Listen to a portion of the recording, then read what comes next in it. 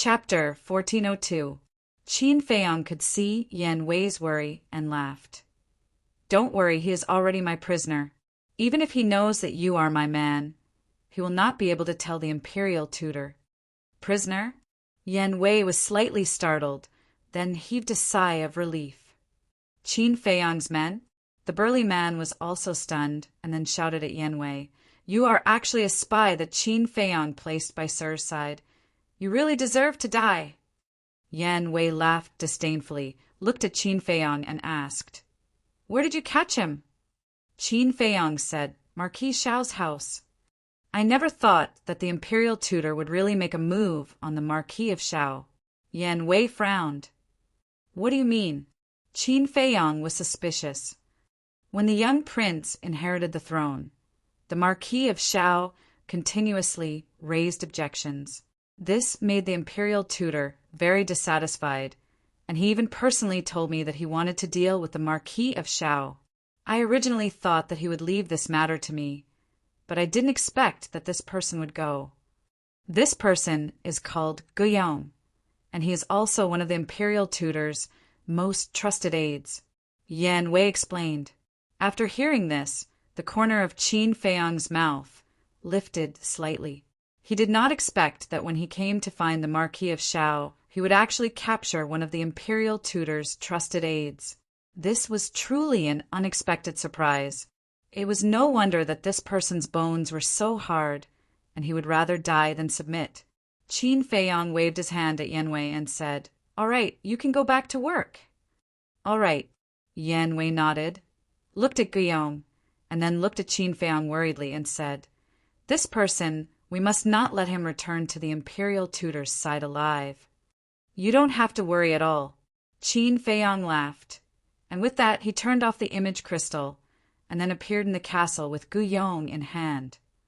Boss, since the imperial tutor wants to deal with the Marquis of Xiao, then why didn't he directly get rid of the Marquis of Xiao? Isn't that a little redundant? As soon as Qin Feiyang appeared, Fatso asked suspiciously, Redundant? The various martial marquises have the protection of their ancestors. No matter how bold the imperial advisor is, he would not dare to kill a martial marquis. Qin Feiyang said, Then we can assassinate him. With the imperial preceptor's ability, it should be very easy. Fatso said, It is very easy. However, when the Marquis of Xiao raised his objection in the central square, all the civil and military officials saw it. Don't look at those civil and military officials. They usually seem weak, incompetent, and timid, but they are all very shrewd. They all know in their hearts that the Marquis of Xiao had angered the imperial advisor. If the Marquis of Xiao is assassinated at this time, then there will definitely be people who suspect the imperial advisor.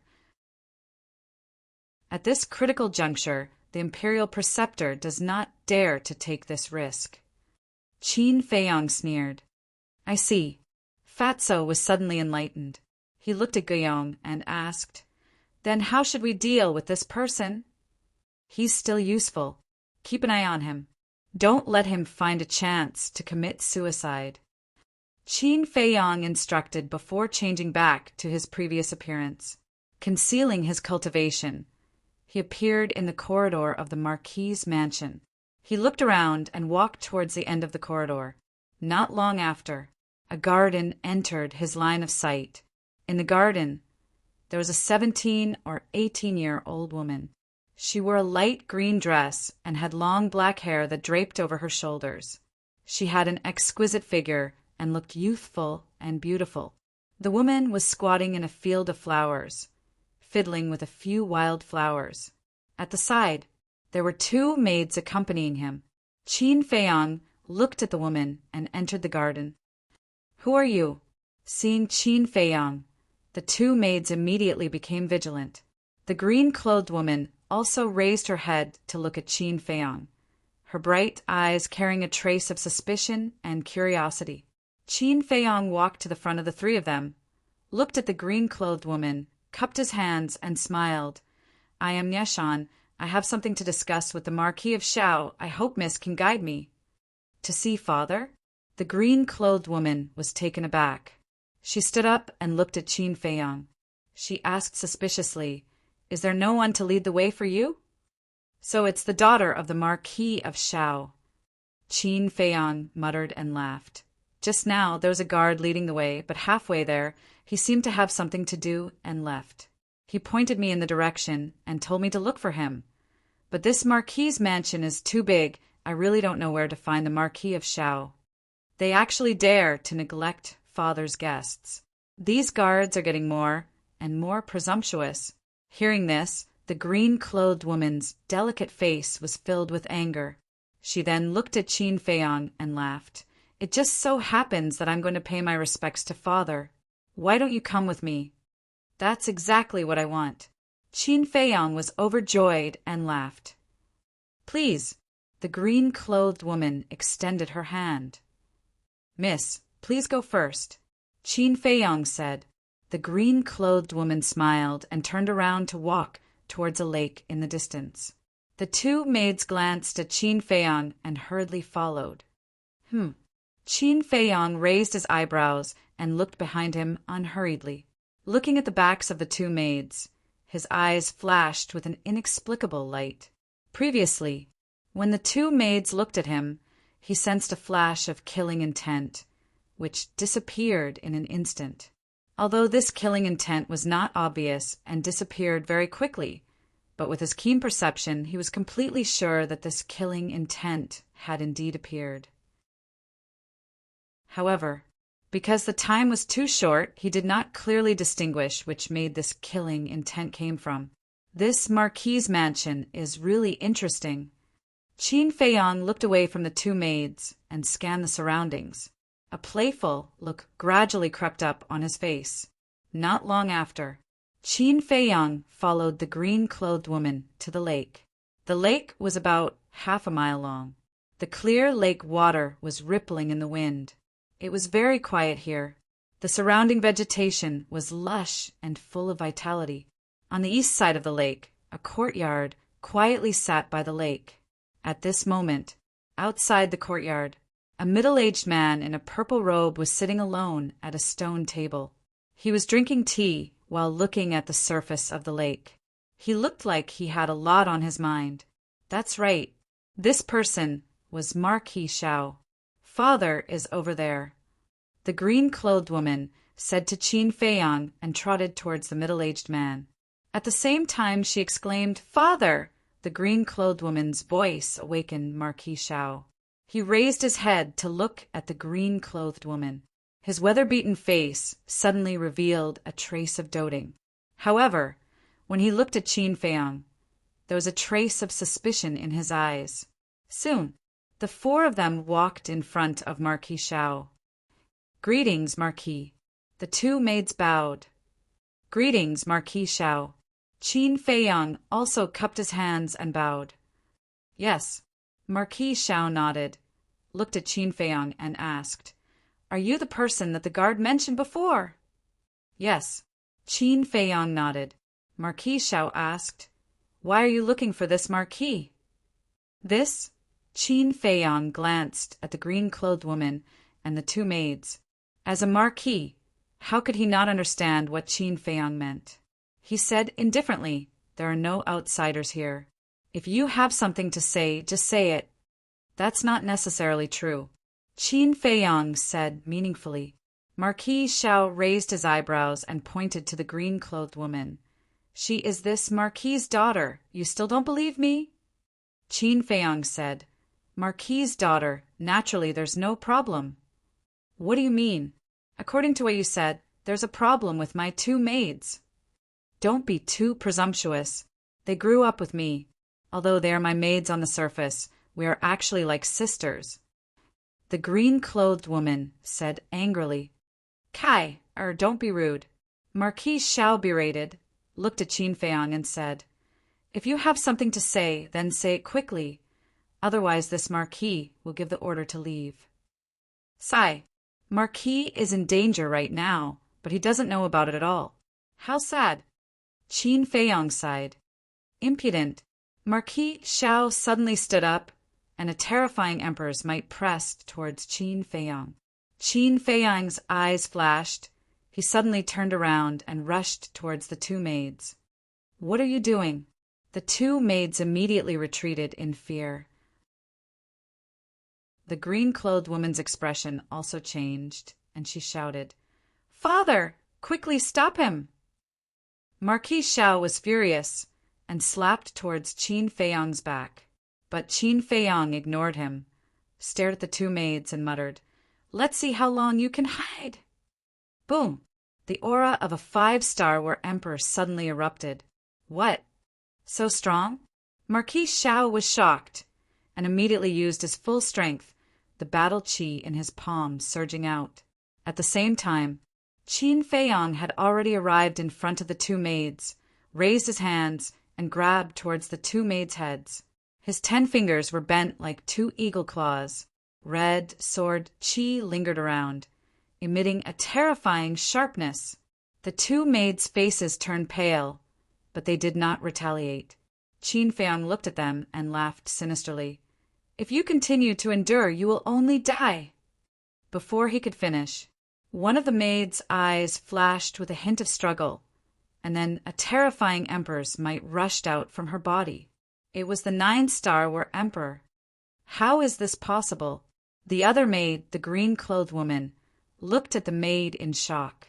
Marquis Xiao also braked and stopped behind Qin Feiyang, his face full of shock and bewilderment. The maid glanced at Marquis Xiao, stared at Qin Feiyang sinisterly, and said, "You dare to destroy my plan no matter who you are? You must die today."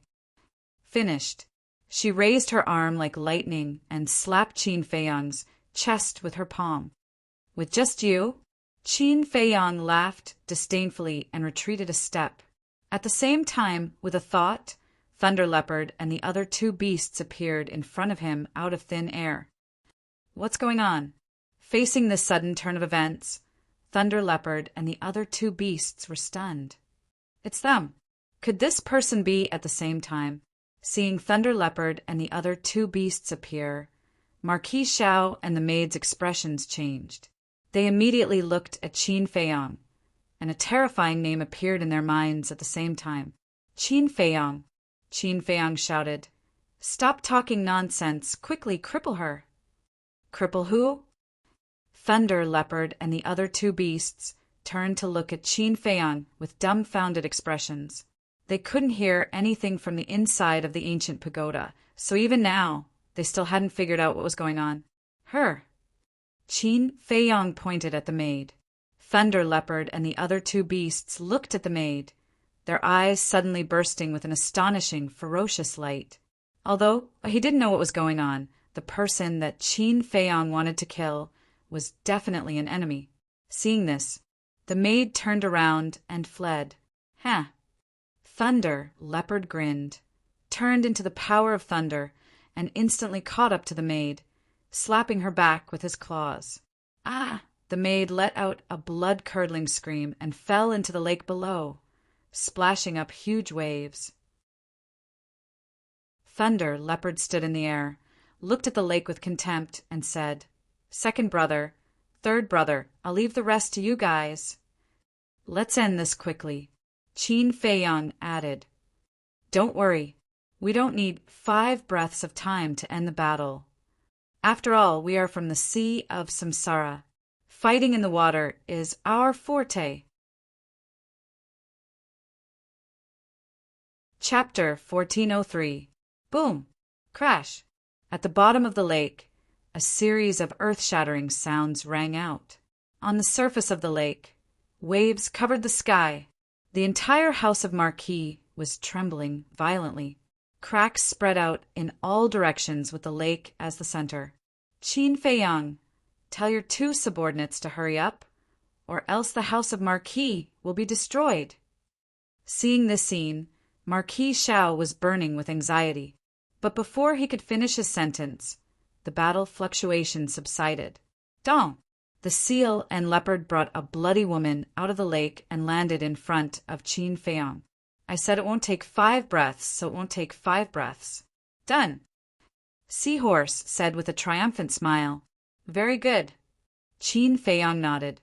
Whoosh! At this moment, Accompanied by the sound of something tearing through the air, the guards of the house of Marquis rushed over. Qin Feiyang looked at Marquis Xiao and said indifferently, "You should know what to say, right?"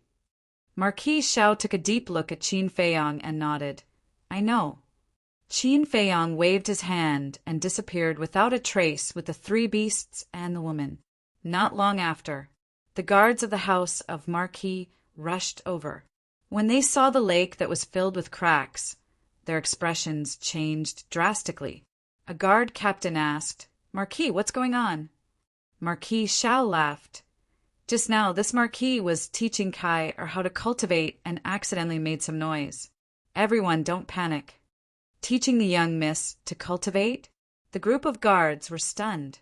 The guard captain smiled bitterly. "Marquis, you don't have to make such a big commotion when teaching the young miss to cultivate, do you? We thought that a strong enemy had come to invade. I've made you worry. If there's nothing else, you can leave first." Marquis Xiao smiled apologetically and waved his hand. "Yes," the captain of the guards respectfully replied and left with a group of guards. But just as the group of guards left, another figure descended above the lake. Marquis Xiao raised his head and his expression immediately changed. He bowed and said, "Greetings, Imperial Advisor." "That's right. The person who came was the Imperial Advisor. He came really fast." Inside the castle, Qin Feiyang's eyes flashed. Then he steered the ancient castle and flew away silently. The Imperial Advisor glanced at the lake, looked at the Marquis of Xiao, and said with a frown, "Just now, I heard a very strong battle fluctuation coming from you. What happened?"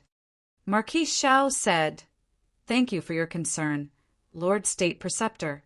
I was just teaching my daughter cultivation just now. There's nothing else." "Really?" The Grand Master looked at the green-clothed woman. The woman in green nodded. She looked slightly flustered. This was an instinctive fear of the Imperial Preceptor. The Imperial Preceptor sized up the two of them and suddenly released his divine sense.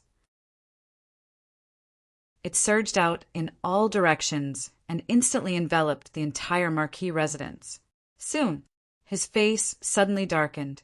Unexpectedly, he did not sense Guiyang's aura at all. Could it be that the shockwaves from the previous battle were related to Guiyang and his companion? However, he did not say anything.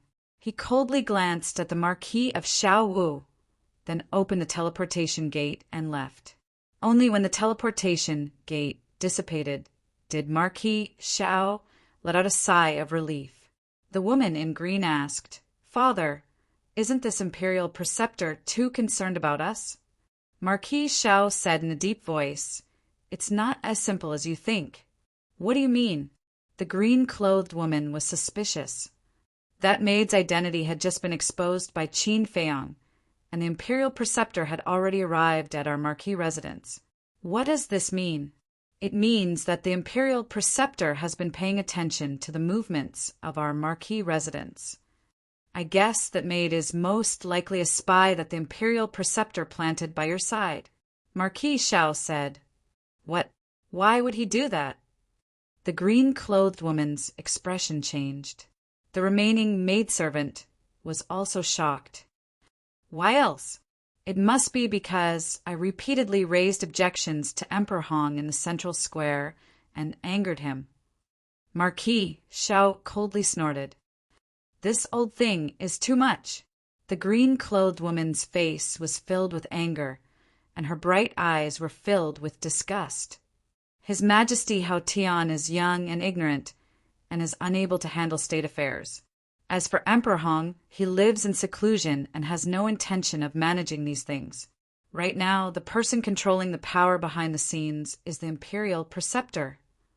In the past, when His Majesty was still alive, the Imperial Preceptor dared to deceive everyone, let alone now." Marquis Xiao sighed deeply. He couldn't help but worry about the future of the Great Qin. "To be able to hear your words, it's not a waste of my trip." Suddenly, Qin Feiyang's voice sounded in the air. Following closely, Qin Feiyang and the three thunder leopard beasts appeared beside Marquis Xiao. Marquis Xiao was startled and asked, "Why didn't the Imperial Preceptor notice you?" Qin Feiyang said, "As soon as I saw the Imperial Preceptor appear, I left." Marquis Xiao said, "You knew that he would use his divine sense to find you?" "He's not looking for me, he's looking for his lackeys." Qin Feiyang waved his hand, and Guiyong and the maid appeared in front of Marquis Xiao.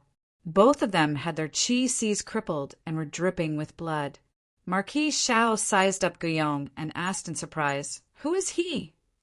Qin Feiyang said, "He is the guard who came to report to you before." "How could this be?" Marquis Xiao's face was lifeless. "When he brought me to see you, he asked me about my identity and my purpose for coming to find you. At that time, I felt that there was something wrong with him. As expected, when I crippled his qi si and interrogated him, he was one of the Imperial Preceptor's men." Qin Feiyang said, "Damn it." When Marquis Xiao heard this, he flew into a rage. The green-clothed woman asked, "Then how did you know that there was a problem with this maid?" Qin Feiyang asked, "Do you remember the first time we met?" The green-clothed woman nodded. "It was at that time that a trace of killing intent appeared when she looked at me, but at that time she concealed it very well. I was unable to determine which maid this killing intent came from. However, if there is killing intent, it means that there must be a problem with one of them." Qin Feiyang said, "Killing intent?" The green-clothed woman was stunned. "Then why didn't I sense it at that time?" Ugh! Qin Feiyang was stunned, not knowing how to answer. Marquis Xiao said helplessly, "Kai don't mess around. You and Qin Feiyang are not on the same level at all. What he can sense, even father might not be able to sense, let alone you." The green-clothed woman smiled embarrassedly and then stared at Qin Feiyang without blinking. Her moving eyes were filled with curiosity. What kind of man was this? "Who?" Marquis Xiao took a deep breath and bowed to Qin Feiyang, saying, "Thank you. If it wasn't for you, I'm afraid I wouldn't have known that there were two biting dogs hiding by my side." Marquis Xiao was also a smart person. After knowing the identities of the two, he knew the intentions of the Imperial Preceptor. Qin Feiyang had saved his life. No, he had saved his entire house of Marquis. It's just a small matter. Qin Feiyang smiled faintly as he glanced at the other maid. "Then what should we do with them now?" Marquis Xiao glanced at Guiyong and the other two, then looked at Qin Feiyang and asked. Qin Feiyang said indifferently, "You can do whatever you want." "These damn things should be thrown into the lake to feed the fish." Killing intent flashed in Marquis Xiao's eyes.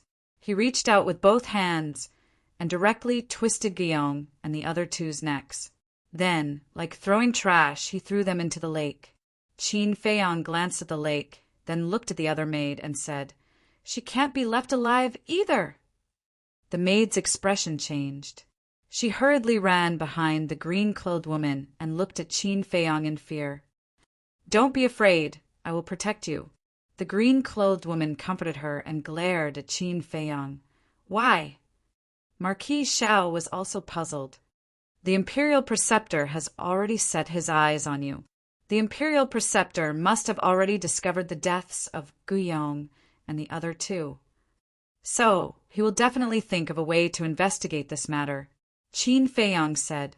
Marquis Xiao frowned. He looked at the maid and said, "You mean the Imperial Preceptor will make a move on her?" "That's right. Until the last moment, the Imperial Preceptor would not dare to make a move on you and your daughter." "Then she is the only one left, because she is the only one who knows," Qin Feiyang said. The green-clothed woman said, "Don't worry, she won't say anything." Yes. I will definitely keep my mouth shut." The maid also nodded her head. Qin Feiyang looked at the maid and said, "When you fall into the hands of the Imperial Preceptor, it will not be up to you to decide whether you want to say it or not." Next, he then looked at Marquis Xiao and said, "You are also clear about my current situation. If the Imperial Preceptor knows that I came to find you, then even if you have 100 mouths, you won't be able to clear your suspicions.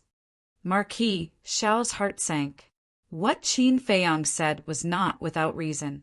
With the imperial preceptor's methods, if he knew that Qin Feiyang had come, he would definitely accuse him of colluding with Qin Feiyang and betraying him. At that time, no one would be able to save him, and no one would be able to save his daughter. With that thought in mind, Marquis Xiao looked at the maid, his eyes filled with killing intent. The maid panicked and grabbed the green-clothed woman's arm, saying, "Miss, save me, I don't want to die." The green-clothed woman looked at Marquis Xiao and said anxiously, "Father, I promise you, she definitely won't speak carelessly." "Kai, you are still too naive. Even if we don't kill her now, she will die at the hands of the imperial preceptor sooner or later. You can save her from us now, but in the future, can you save her from the imperial preceptor?" Marquis Xiao sighed. The green-clothed woman stood in front of the maid and shook her head. "No matter what, I won't allow you to kill her." Marquis Xiao became angry and shouted, "Impudent, retreat immediately!" "No." The green-clothed woman shook her head. Marquis Xiao looked at the green-clothed woman, and a trace of helplessness gradually crept up in his eyes. He looked at Qin Feiyang for help. Qin Feiyang's brows also tightened. A moment later, Qin Feiyang sighed helplessly. "Fine, I'll send her to a place where no one can hurt her." "Where?" Marquis Xiao asked. "Inside my spatial divine object. But before we go, just in case, I still have to check her identity." After Qin Feiyang finished speaking, he took out a pill and threw it to the maid. "For now, I can only trouble you." Marquis Xiao smiled apologetically at Qin Feiyang, looked at the maid and said, "Hurry up and take the pill. Thank you, young Master Qin." "Thank you, young Master Qin, for not killing me." The maid hurriedly stepped forward and bowed. She then grabbed the pill and put it into her mouth. Finally, the maid's face didn't change in the slightest.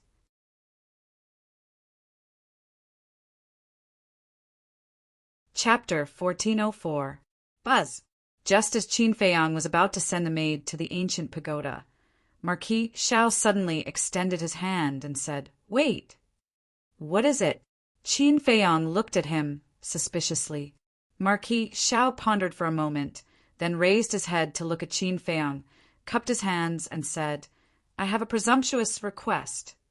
"Speak." Qin Feiyang said. Marquis Xiao said, "I want Kai, to go to your space-time divine object." Qin Feiyang frowned. "You have to be clear, this is not a shelter." "I know, but now the imperial tutor has his eyes on us. What if he makes a move on Kai? I only have one daughter. I don't want anything to happen to her, so I'm begging you." Marquis Xiao bowed. Qin Feiyang said, "Then aren't you afraid that I will harm your daughter? You should know that I am not a good person either." Marquis Xiao laughed. "Although you are indeed not a good person, but in front of righteousness, I still trust you." Qin Feiyang shook his head and smiled, then nodded. "All right, I will agree to your request, but you have to agree to one of my requests. This can be considered a fair trade." "Speak." Marquis Xiao said. Qin Feiyang said, "I need you to convince the other Marquis to stand with me at the critical moment." Marquis Xiao was stunned and frowned. "I'm afraid this is not an easy task. After all, everyone thinks that you killed His Majesty." "Do you believe it?" Qin Feiyang asked. Marquis Xiao didn't know how to answer. Qin Feiyang said, "I can tell you clearly that the Emperor is not dead, nor is he imprisoned by me. Old Man Qin and the commander of the Kirin army are also insiders." Marquis Xiao was dumbstruck. "I'll be more straightforward. Old Man Qin and the commander of the Kirin army are standing with me because they believe that I won't do anything to harm the great Qin Empire. Of course, I won't force you. It's your freedom to believe it or not." Qin Feiyang said lightly. Marquis Xiao's eyes revealed a look of struggle. A moment later, he nodded fiercely and said, "All right, I believe you. I will try my best to convince the other martial Marquis." Actually, it's not difficult to convince them. The only thing you have to be careful of is that among these martial marquis, there might be a few who have already joined the imperial advisor. Qin Feiyang said. I understand. Marquis Xiao nodded. Qin Feiyang said, all right then. Now, take out the image crystal and establish a contract bridge so that we can communicate more easily in the future. After establishing the contract bridge, Qin Feiyang disappeared with the thunder leopard, the three beasts, and the green-clothed woman. Alas, Great Qin's future is worrying. Marquis Xiao walked to the lakeside and looked at the sky. He let out a long sigh, and there was a hint of worry between his brows. The ancient pagoda, above the herb field. This is your spatial divine object? It's too big. And this herb field, oh my God, how many medicinal herbs are there? Looking at the boundless mountains and rivers around them, as well as the boundless herb field, the two women in green were shocked. Qin Feiyang smiled faintly and looked at the center of the herb field. In the center of the herb field, beside the tree of good fortune, there was now a courtyard. The courtyard was about 100 feet long. Although it was not big and was very simple, it was very clean and neat. At this moment, the old man, Luo Qianxue, Lu Ji, and Yan Nanshan were sitting around a stone table in the courtyard. The old man and Yan Nanshan sat opposite each other, playing chess and drinking tea. Lu Ji and Luo Qianxue sat at the side and watched. From time to time they would laugh. Now, the four of them were equivalent to the owners of this herb field. They had built a courtyard here because they planned to stay here for a long time. Firstly, this place was very leisurely, quiet, and suitable for retirement. Secondly, it was convenient to manage the herb field so that Qin Feiyang would have no worries.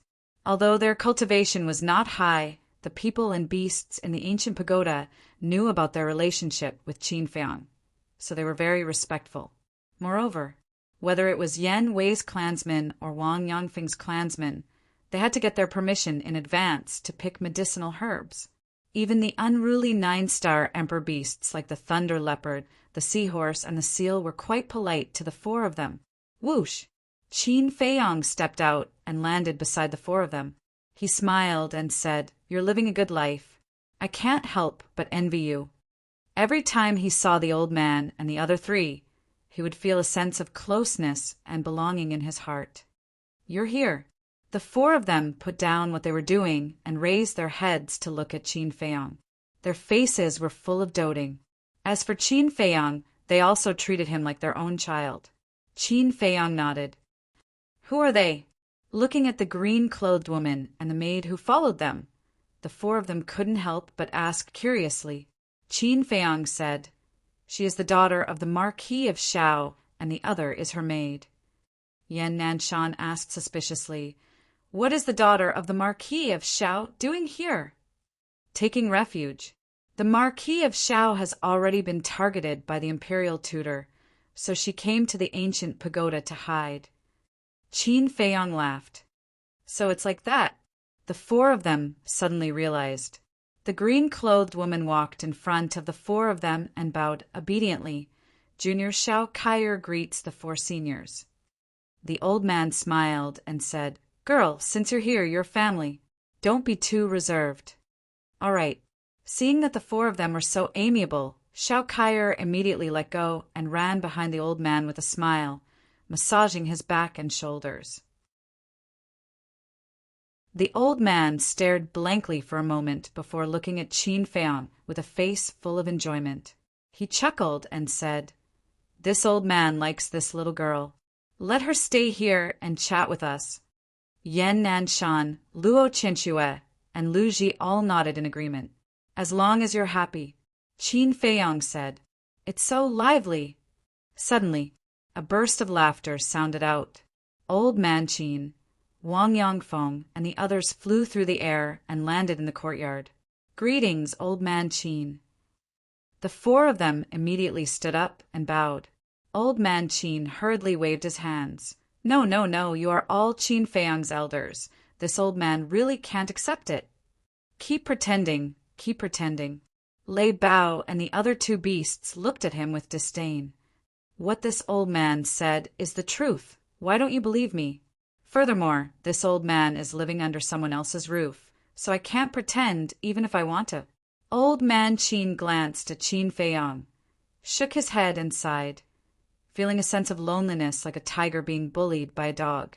What else could Qin Feiyang say about this? There was nothing he could say. He could only smile helplessly. In any case, as long as these old people were happy, it was fine. Old man Qin is actually here too. Xiao Kaier and the maid looked at each other and hurriedly went forward to bow. You're here too. It seems that your father is still a reasonable person. Old man Qin glanced at the maid and smiled at Xiao Kai. Xiao Kaier said, Junior doesn't dare to guarantee anything else, but Junior dares to guarantee father's loyalty to Great Qin with my life. This old man doesn't dare to believe your words, but this old man believes in Qin Feiyang's vision and judgment. Since he can bring you here, it means that there is no problem with Marquis Xiao. Old man Qin said. Xiao Kaier glanced at Qin Feiyang. What kind of charm did this man have? Even old man Qin trusted him so much? Next, everyone gathered together and chatted happily. Lei Bao rolled his eyes and leaned over to Wang Yangfeng's side, whispering, Old Wang, did you mention to him about opening the gate of potential? The seal and seahorse also immediately went up. Yes, Wang Yangfeng nodded. Then how did he answer? Lei Bao asked, looking rather nervous. Sigh. Wang Yangfeng sighed. The others also lowered their heads, looking disappointed. Seeing this, Lei Bao and the other two beasts also lowered their heads, their hearts filled with disappointment. But they didn't notice that when they lowered their heads, Wang Yangfeng and the others instantly had a look of ridicule on their faces. This bastard old man is too much. Isn't that so? Now he's eating our food and living in our place. He's not even willing to help us with a small favor. No, I have to get Boss Qin to chase him out. The three beasts were indignant.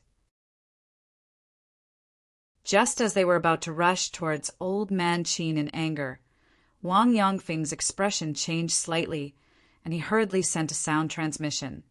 Don't mess around, we were just teasing you. He has already agreed to help us open the gate of potential. Teasing us? The three beasts were slightly stunned and immediately flew into a rage out of humiliation, glaring fiercely at the group of people. At this moment, Qin Feiyang smiled and said, All right, you guys take your time to chat. I'll go take a look at my disciple. Although he liked the feeling of everyone gathering together to chat and laugh, he knew that he was not qualified to do so now. There were many things waiting for him to deal with. You have a disciple? Old man Qin looked at him in surprise. Qin Feiyang said unhappily, I'm at least a 4-star combat emperor now. What's wrong with accepting a disciple? Old man Qin said indifferently, Nothing. I'm just worried that you'll lead others astray. When the old man and the others heard this, they couldn't help but laugh. Qin Feiyang was helpless. Was he that bad? Ignoring everyone's laughter, Qin Feiyang closed his eyes and quickly found Wang Xiaojie and Mu Qin. Swoosh! Following closely, Qin Feiyang opened his eyes and glanced at everyone, then concealed his aura, and with a flash he instantly descended above a forest. In the forest, the bushes were overgrown, the weeds were dense, and there were berserk beasts everywhere. However, the cultivation of the berserk beasts here was not strong. They were basically between the warrior and the war emperor. Although these berserk beasts were nothing to Qin Feiyang, to Wang Xiaojie and Mu Qin, they were fatal existences. At this moment, the two of them were being chased by a few berserk beasts. Their hair was a mess, and their bodies were covered in blood. They also emitted a stench, as if they were two beggars. Wang Xiaojie roared, Ever since we were thrown here, we have been chased by berserk beasts all day long. When will these days end? What's the use of complaining? Hurry up and think of a way to deal with them. Otherwise, we'll all be finished today. Mu Chen was relatively calmer. After all, he had experienced many things in the Mu family that Wang Xiaojie had never experienced. However, although they had been chased by berserk beasts during this period of time, their battle consciousness and courage were growing every day. Shua! Suddenly, a figure rushed out from the forest and landed beside Qin Feiyong. He bowed and said, "Greetings, young master." This was a middle-aged man with the cultivation of an 8-star combat emperor. "You are—" Qin Feiyong was suspicious. The burly man said respectfully, "This subordinate is called Wang Yi. Under the orders of the ancestor, I am secretly protecting the two of them."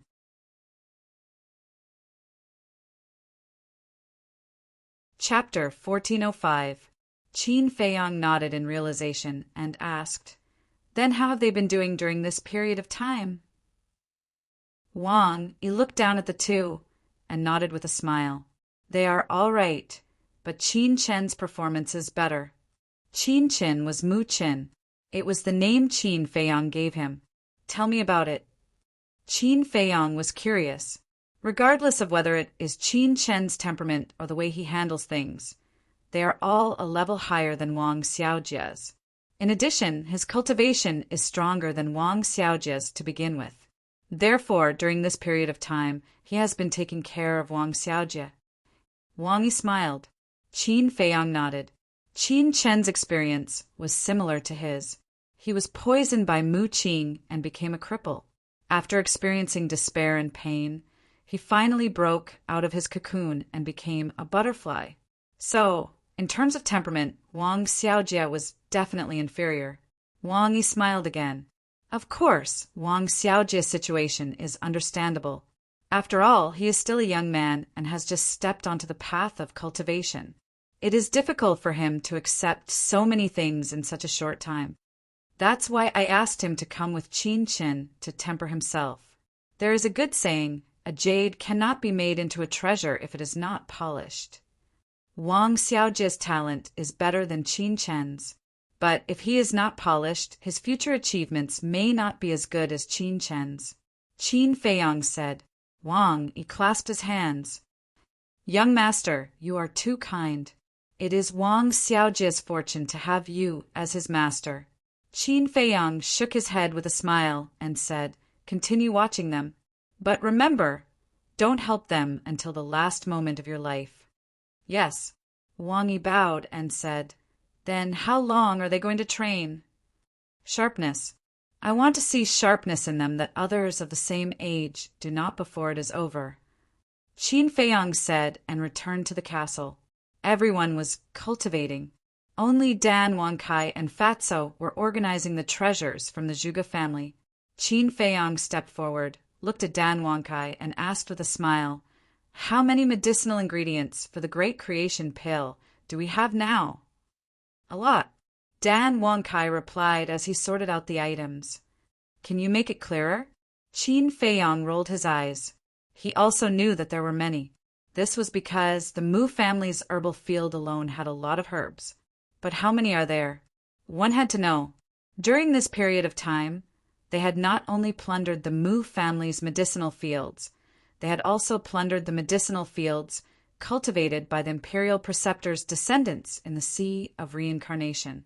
And now he had even ransacked the Zhuge family's treasury. Adding all of these together, it was definitely beyond imagination. Dan Wankai stopped what he was doing, lowered his head, and muttered to himself for a while. He then stood up and looked at Qin Feiyong, saying, "We've already gathered more than 100 sets of the Great Creation Pill's ingredients. However, we can only refine 33 Great Creation Pills at the moment." "So many?" Qin Feiyong was shocked.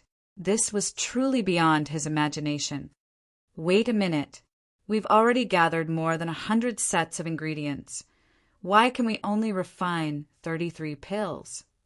Qin Feiyong asked suspiciously.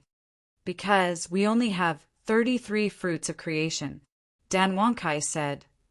Qin Feiyong was stunned. Then a wry smile appeared on his face. "Yes, although they had the tree of creation, only the Mu family's tree of creation had 30 fruits of creation. The other tree of creation only had 3 fruits. The fruit of creation was the most important ingredient for the great creation pill. Without the fruit of creation, it was impossible to refine the pill. I've carefully checked the elixir. According to the records, the tree of creation takes 100 years to bloom, 100 years to bear fruit, and 100 years to mature. In other words, the whole process will take a full 300 years. So, if we want to refine more great creation pills, we have to find another fruit of creation. After all, 300 years is too long. We can't afford to wait. Dan Wangkai looked at Qin Feiyang and said. Qin Feiyang nodded. Apart from the great creation pill, the ingredients for the soul concentrating pill have been gathered for 30 portions. But the ingredients for the spirit concentrating pill have only been gathered for 10 portions. Dan Wangkai said. So little? Qin Feiyang frowned. The soul concentrating pill and the spirit concentrating pill both have the effect of condensing the divine soul.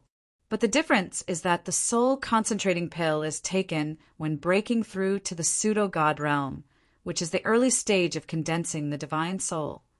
The spirit concentrating pill is taken when breaking through to the war God realm.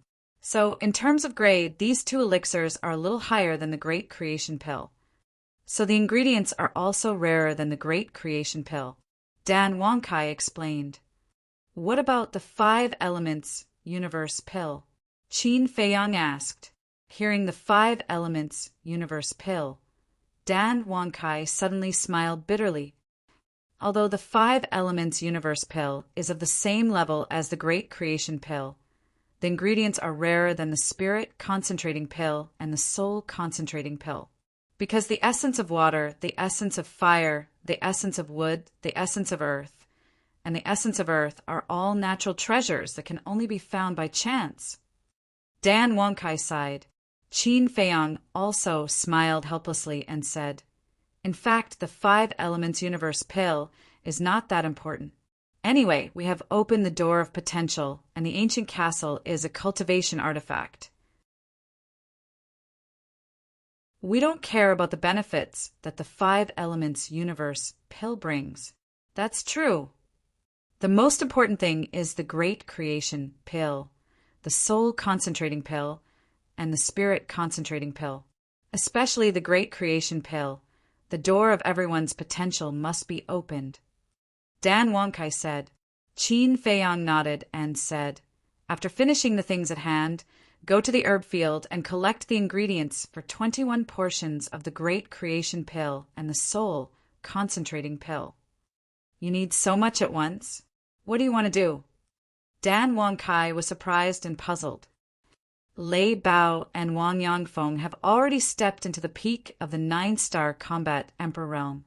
Before comprehending the profound meaning of becoming a god, I must help them open the door of potential.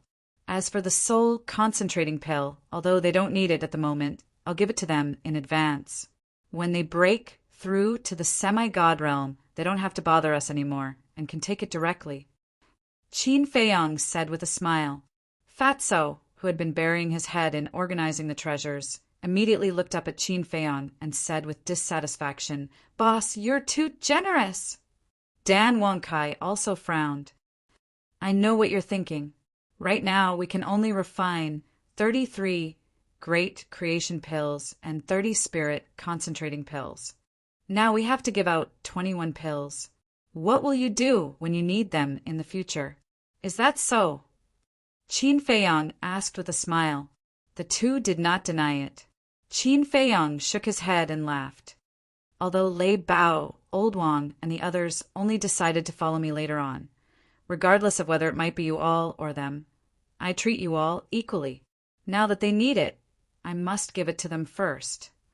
After all, the stronger they are, the more help they will be to us. As for your future, don't worry, I will think of a way to find more herbs. In short, I promise you that before you break through to the semi-god realm, I will let all of you open the 8th level of the gate of potential. In addition, I'll make a solemn statement. We are now a big family. We should protect and understand each other. We can't be selfish. Qin Feiyang said. In fact, he could understand Fatso and Dan Wongsai's thoughts. After all, it was no longer the same as before. In the past, they were just a small team with few people. They didn't need to worry about the pills. And now there were more than 1 million people in the ancient pagoda. Therefore, there was a situation where there were too many monks and too little porridge. Of course, Qin Feiyang had already expected this and had a plan to deal with it. Survival of the fittest. This was an unchanging law. No matter where, resources were usually tilted towards the winner. However, no matter how the fittest survived, he would not forget these people and beasts who had been following him and would take care of them first. Beasts such as the black dragon snake, the mountain pangolin, and the flood dragon did not contribute much to him compared to Wang Yangfeng and the others, especially the black dragon snake. Ever since it followed Qin Feiyang, it had been cultivating in seclusion. But had Qin Feiyang ever given up on it? No. Not only did he not give up, as long as it was what the black dragon snake wanted, Qin Feiyang would satisfy it. This was Qin Feiyang's character. He cherished his comradeship and friendship very much. As long as you treated him sincerely, he would repay you 10 times or even 100 times. Hearing Qin Feiyang's words, Fatso and Dan Wangkai both fell silent, with a hint of shame on their faces. Fatso looked at Qin Feiyang apologetically and said, "Boss, I'm sorry, I was selfish. I promise I won't do it again." "Me too." Dan Wangkai lowered his head and said. Qin Feiyang laughed. "It's great to know your mistakes and be able to correct them." Seeing that Qin Feiyang did not look angry at all, the two of them secretly heaved a sigh of relief, and a smile crept onto their faces. "You guys go ahead." Qin Feiyang smiled, then walked to the front of the altar, opened the iron box, flipped open the 6-word divine formula, and continued to copy the Xing character formula. Actually, in terms of contribution, Dan Wongsai's contribution to Qin Feiyang was the greatest. Because ever since Dan Wangkai entered the castle, Qin Feiyang had basically never touched the pill furnace again. One had to know, with so many people and so many fierce beasts cultivating in the castle, the amount of pills they needed was not a small amount. Moreover, Qin Feiyang himself was copying the 6-word divine formula, which consumed even more battle qi Dan. If not for Dan Wongsai's help, Qin Feiyang would definitely not have been able to concentrate on cultivating like he was now. Moreover, it was also because Dan Wangkai often refined pills that he delayed his cultivation. Originally, his cultivation was not as good as Dan Wongsai's, but now he had surpassed Dan Wangkai. Therefore, Qin Feiyang was extremely grateful to Dan Wangkai. He would do his best to satisfy Dan Wongsai's requests. Time flew. The next day, Dan Wangkai and Fatso finally finished sorting out the treasures of the Zhuge family. Fatso directly entered a state of cultivation. Dan Wangkai went to the ancient tower to collect the medicinal ingredients for the Great Creation Pill and the Soul Concentrating Pill. After that, Qin Feiyang personally opened the furnace to refine pills, while Dan Wangkai assisted from the side.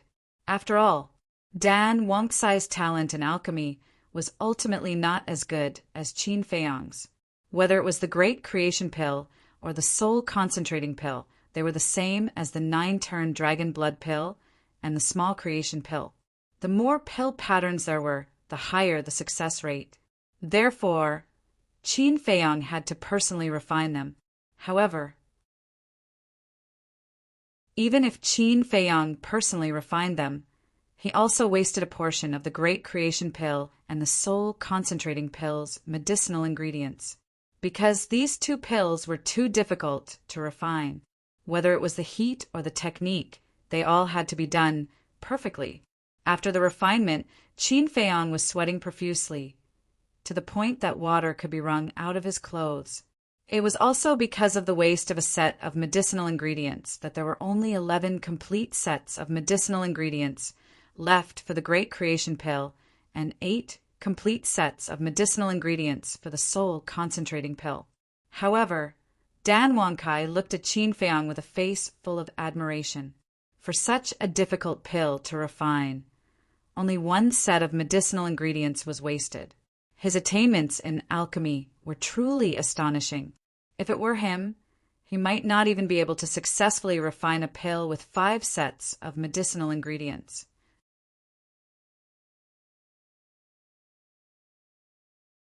Chapter 1406. After refining the Great Creation Pill and Soul Condensing Pill, Qin Feiyang rested for a while and refined some small creation pills. As for the potential pill, he already had it, so there was no need to refine it. After doing all this, Qin Feiyang continued to copy the Xing formula. Elixir King Kai brought the pills into the ancient pagoda and handed them to Wang Yangfeng and the Thunder Leopard. When they received the pills from Dan Wangkai, whether it was the Thunder Leopard, the other 2 beasts, or Wang Yangfeng and the others, they were all extremely excited. However, Dan Wangkai was very nervous.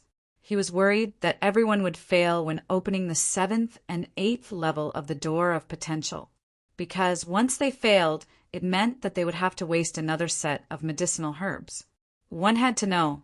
Now, every time he used one of these pills, there would be 1 less. However, everyone was very hardworking. After half a day, with the help of Elder Qin, they successfully opened the 8th level of the Door of Potential. And Dan Wangkai still had 1 more set of pills in his hands. This was prepared for Wang Yishan. Wang Yishan accompanied the commander of the Kirin army to find the emperor and had not returned yet. Time passed day by day. The imperial capital and the central divine kingdom were very lively now. Every day, people came and went from both sides. At first, everyone was just curious, but whether it was the imperial capital or the central divine kingdom, there were some arrogant people or some people who wanted the world to be in chaos. How could they always get along peacefully? Therefore, as time passed, disputes slowly appeared, and the people in power of the Great Qin and the Forgotten Continent, because they were afraid of the snow python, did not interfere and allowed those people to cause trouble. In short, in their eyes, as long as no one died, it was fine. Because of this, some people became more and more presumptuous, running to the opposite side in groups to cause trouble. Among them, the ones who caused the most trouble were Wang Zicheng and his group. As the Qinghai 10 heroes, each of them had extraordinary talent, so they naturally felt that they were superior to others. In addition, their personalities were originally arrogant and unruly, so they caused a lot of trouble in the imperial capital these days. And the disciples of the War God Temple in the imperial capital were all arrogant people, so they naturally would not let them continue to be so arrogant. The dispute between the 2 sides became bigger and bigger. Finally, the flames of war erupted. The younger generation often fought in the sky above the Pill Pagoda's plaza in the 1st city district. Of course, these people were all disciples of the War God Temple, Sacred Tower, and Sacred Peak, because no one else could interfere at all. In short, the monstrous geniuses on both sides didn't want to lose to the other side. As a result, both sides fell into an unprecedented state of chaos. Meanwhile, while the chief tower master and the others were investigating the situation in Great Qin, the imperial tutor and the others were also investigating the situation in the Forgotten Continent. But they had a tacit understanding. Qin Feiyang was the one who made the most inquiries. The people on both sides didn't try to hide it. As such, in just a few days, whether it was Qin Feiyang's actions in Great Qin or in the Forgotten Continent, everyone knew about them. People on both sides were surprised. No one in the Forgotten Continent would have thought that Qin Feiyang had done so many shocking things in the Great Qin Empire. And no one in the Great Qin Empire would have thought that Qin Feiyang was so savage in the Forgotten Continent. Although Qin Feiyang hadn't appeared since the opening of the Gate of Time and Space, he had become the subject of heated discussion on both continents. At the same time, everyone finally understood Qin Feiyang's current situation. The Forgotten Continent couldn't tolerate him, and the Great Qin Empire couldn't tolerate him either. This was simply making the entire world his enemy. I really didn't expect this Qin Feiyang to be so annoying. Yeah, there's no place for him on both continents. It's really funny. He can only blame himself for being too arrogant. Hasn't he heard of the old saying that the tallest tree in the forest will be destroyed by the wind? No wonder he hid when the gate of time and space opened. After offending so many people, does he dare to not hide? Believe it or not, if he didn't hide, he would have been cut into pieces by now. Everyone was discussing. In the eyes of the world, Qin Feiyang had already become the public enemy. There were people attacking him at every moment. On the 5th day of the opening of the Gate of Time and Space, Wang Yishan and the commander of the Kirin army finally returned. Qin Feiyang immediately welcomed them into the castle. Looking at the two of them, he smiled and asked, "How was it?" The commander of the Kirin army lowered his head, looking extremely downcast. Wang Yishan glanced at the commander of the Kirin army, shook his head and sighed. These days he has been kneeling in front of the emperor and begging, but the emperor didn't even look at him. If I didn't forcefully pull him away, I'm afraid he would still be kneeling there. Hearing this, Qin Feiyang wasn't surprised at all. Looking at the commander of the Kirin army, he said calmly, "Now you should know what kind of person the emperor you respect is." The commander of the Kirin army suddenly raised his head and looked at Qin Feiyang, angrily saying, "The emperor must have his difficulties." "Difficulties? You think too highly of him. In my opinion, he is just a coward." Qin Feiyang snorted coldly. The commander of the Kirin army was unable to restrain his anger. He grabbed Qin Feiyang's clothes and shouted, "I won't allow you to slander the emperor like this." Qin Feiyang waved his hand and slapped away the commander of the Kirin army's big hand, saying, "This is the reality. You have to accept it even if you don't want to." After saying this, Qin Feiyang didn't care how bad the commander of the Kirin army looked. He turned to Dan Wangkai and said, "Give the elixirs to Mr. Wang." Dan Wangkai took out a jade box from his arms and handed it to Wang Yishan. "What is this?" Wang Yishan was suspicious. Dan Wangkai smiled and said, "The elixirs to unlock the door of potential are specially prepared by the young master for you." Wang Yishan raised his trembling hands and took the jade box. He opened the lid and saw several elixirs lying quietly inside. "Thank you, young master." After coming back to his senses, Wang Yishan quickly knelt down and thanked him. Qin Feiyang smiled and said, "During this period of time, you have risked your life for me. This is what you deserve. Go to the ancient tower and find Mr. Qin. He will help you unlock the door of potential. After that, you can begin to comprehend the profound meaning of becoming a god and strive to step into the false god realm as soon as possible." Yes. Wang Yishan was extremely excited. Qin Feiyang waved his hand and sent Wang Yishan to the ancient tower. Then he looked at the commander of the Kirin army and finally sent the commander of the Kirin army to the ancient tower. Then Qin Feiyang took out the image crystal. Buzz. Soon, Yan Wei's shadow appeared and bowed. "Greetings, young master." Qin Feiyang asked, "Has the Imperial Preceptor done anything these days?" Yan Wei said in a deep voice, "I was just about to find a time to report this matter to you." Qin Feiyang frowned. Looking at Yan Wei's expression, it seemed that there really was a situation. These days, the Imperial Preceptor has already understood what you have done in the Forgotten Continent. Just this morning, he asked me to go to the main tower to look for the Chief Tower Master. Yan Wei said, "Look for the Chief Tower Master?" Qin Feiyang was startled and said, "It can't be that he wants to join hands with the Chief Tower Master to deal with me, right?" Yan Wei said that's what he thinks. "Then what did the Chief Tower Master say?" Qin Feiyang asked. "Is there a need to say?" With the Chief Tower Master's vengeful personality, of course he nodded his head and agreed without hesitation. "In short, you have already become the public enemy of both continents. A lot of people are looking for you. There are even some reckless people who are shouting in the sky above the first district every day. Yan Wei sneered. Let them shout as they wish, as long as they don't insult my mother. Qin Feiyong waved his hand indifferently. That's not it. After all, everyone knows that the mistress is your reverse scale. Last time, everyone saw the death of Zhuge Jinghong. But there are a few people who have been very arrogant these days, and they don't even put Emperor Hong in their eyes. Do you know that they actually dared to say to Emperor Hong that a good dog doesn't block the way? Yan Wei joked. What?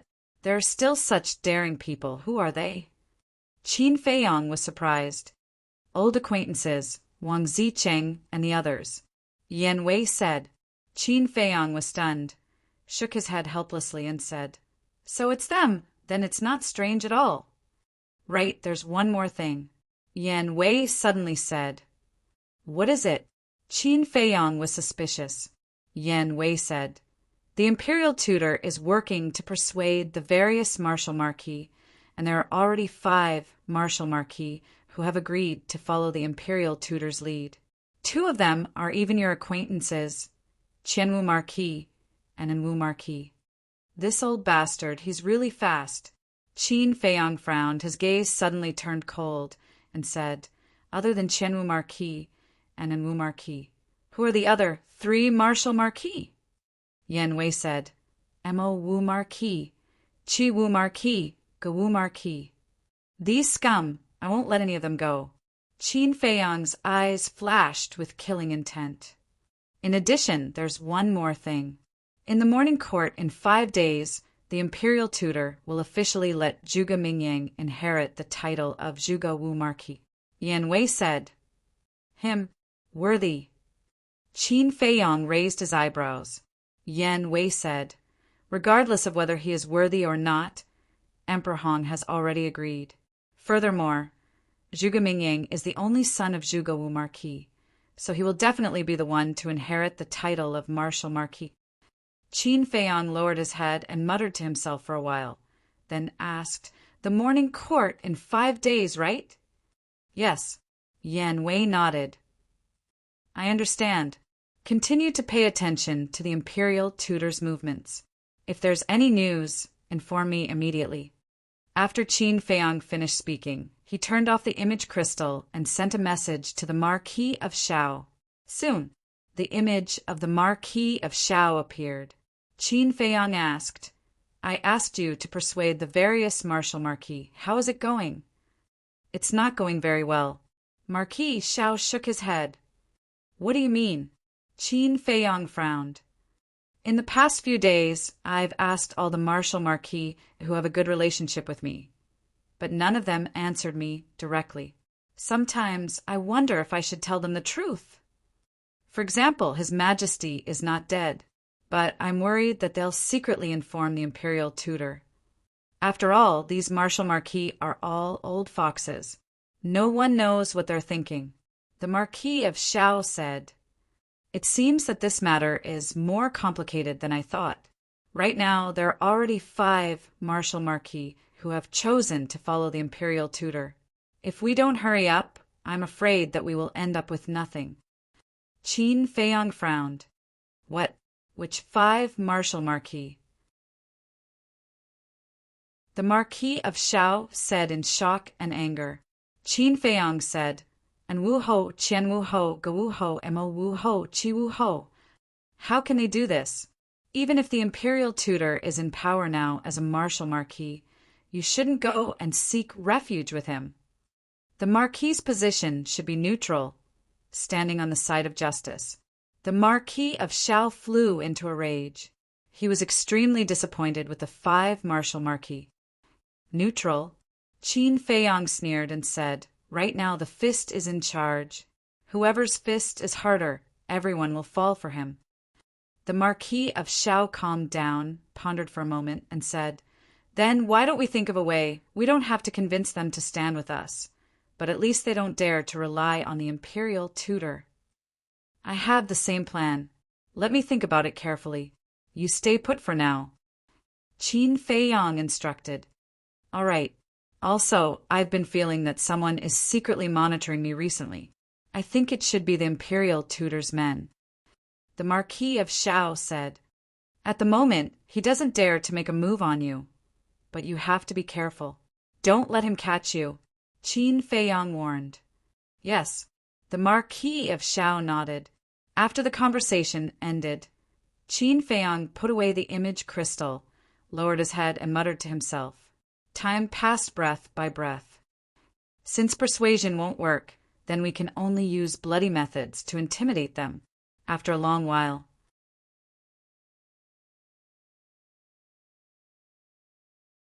Chapter 1407. According to the time in the ancient pagoda, the fourth stroke should take more than 150 days. But in the outside world it was only half a month.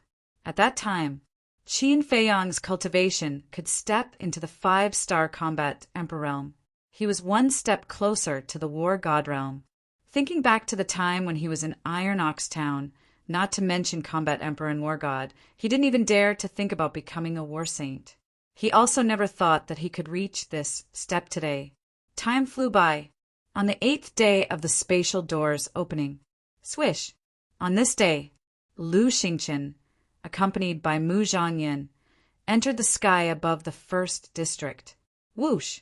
The imperial tutor immediately flew into the sky and stood in front of the two. A good dog doesn't block the way. Lu Xingqian said indifferently. The imperial tutor's brows suddenly had a touch of hostility. He coldly looked at Lu Xingqian, looked at Mu Zhangyan, and said, "I didn't expect that the people of your Mu family are still alive." "You already know?" Mu Zhangyan was surprised. "Last time, I saw you and found that you looked a little familiar. Later, I looked through the ancient history and found that you look very similar to Mu Tianyang's son, Mu Zhangyan. This is very surprising to Imperial Preceptor. However, the ancient history recorded you when you were young. Now that you are old, I can't be sure. So I sent people to the Central Divine Kingdom to investigate. In the end, I found that you are actually Mu Zhangyan. I also heard that your big brother Mu Zhangfeng is still alive in this world. I wonder how he is now." The imperial tutor sneered. "Thank you for your concern. We are all good. But this old man is very curious. Who did you ask?" Mu Zhangyan said. The imperial tutor said, "Do you still need to ask? You should know in your heart. It really is the main pagoda." Mu Zhangyan's eyes flashed with killing intent. Because in the Forgotten Continent, only the people of the main pagoda knew the details of his Mu family. Of course, Qin Feiyang also knew. However, with the relationship between Qin Feiyang and the imperial tutor, he would definitely not tell the imperial tutor. "I heard from the chief tower master that your Mu family has been doing quite well in the Forgotten Continent. But it seems that your luck is also very bad. You have repeatedly fallen into the hands of Qin Feiyang. The most recent one was even more disastrous." The state preceptor sneered secretly. Mu Zhangyan clenched his fists as a bone-piercing, cold light flashed in his eyes. The state preceptor ignored him and looked at Lu Xingqian. "And you, if I'm not wrong, should be Mu Tianyang." "Yes. That's me." Lu Xingqian looked at him proudly. "All these years, you've been lurking in the temple, but we didn't know about it. I have to admit, you've really hidden yourself well. But there's one thing that I don't understand. Since you are Mu Tianyang, who was Ren Duxing killed by Qin Feiyang," the imperial advisor transmitted his voice. Because Lu Xingqian and Mu Zhangyan's identities were too shocking, he had been transmitting his voice secretly. Because once Lu Xingqian and Mu Zhangyan's identities were exposed to the world, it would definitely cause a huge uproar in the Great Qin Empire. Lu Xingqian said he's a clone of me. Clone? The state preceptor frowned and asked suspiciously, "Why do you want to make such a clone? To hide the truth? Who do you think you are? Do you have the qualifications to make me answer your question?" Lu Xingqian said proudly, his eyes full of contempt. The state preceptor wasn't angry and secretly sneered. What are you being arrogant for? Now you're just a ruler of a fallen country. Lu Xingqian said, As long as I'm alive, the Heavenly Sun Empire will continue to exist. Wishful thinking. The Heavenly Sun Empire has been destroyed. Now it's the Great Qin Empire that controls the rivers and mountains. Even you, Mu Tianyang, are powerless to reverse the situation. Besides, you don't have the ability now, do you? The state preceptor mocked. Preposterous. Mu Zhanyin couldn't help but go down and was about to fight. Lu Xingqian waved his hand and said, It's just a clown. There's no need to bother with him. Let's go. Finished. Lu Xingqian opened a teleportation door and walked in without looking back. Mu Zhanyin looked at the state preceptor gloomily and quickly followed. I'm a clown. Looking at the backs of the two, the state preceptor muttered to himself, his eyes flashing with strong killing intent. Following closely, he also opened a teleportation door and descended in front of a courtyard. The scenery here was beautiful and pleasant. A waterfall poured down from the top of the mountain and converged into a lake beside the courtyard. The lake water was clear and rippling. An old man with white hair sat quietly by the lake. It was Emperor Hong. The state preceptor walked to the front of Emperor Hong and said in a deep voice, They are really from the Mu family, and Lu Xingqian even personally admitted that he is Mu Tianyang. Mu Tianyang, Emperor Hong pondered for a moment and sighed. I really didn't expect that Mu Tianyang is still alive. Why didn't Father eliminate the root of the problem? Between the words, there was an unresolvable worry. That's right. If back then the previous emperor could eliminate the root of the problem, how could today's matter happen?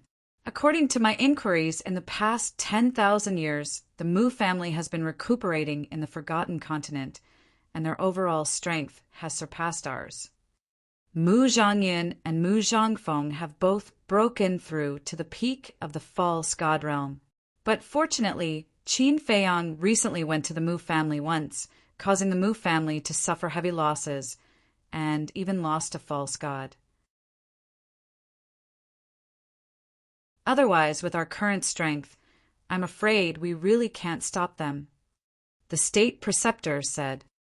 Heavy losses? Emperor Hong was stunned and asked how bad. I'm afraid you won't believe it, even if I tell you. The Mu family's 8-star war emperor, 9-star war emperor, and 9-star war emperor, originally numbered in the thousands. But at that time, they were all killed by Qin Feiyang. As for Yiglao, I heard that his fate was even worse. He was forced to self-destruct in the Endless Sea.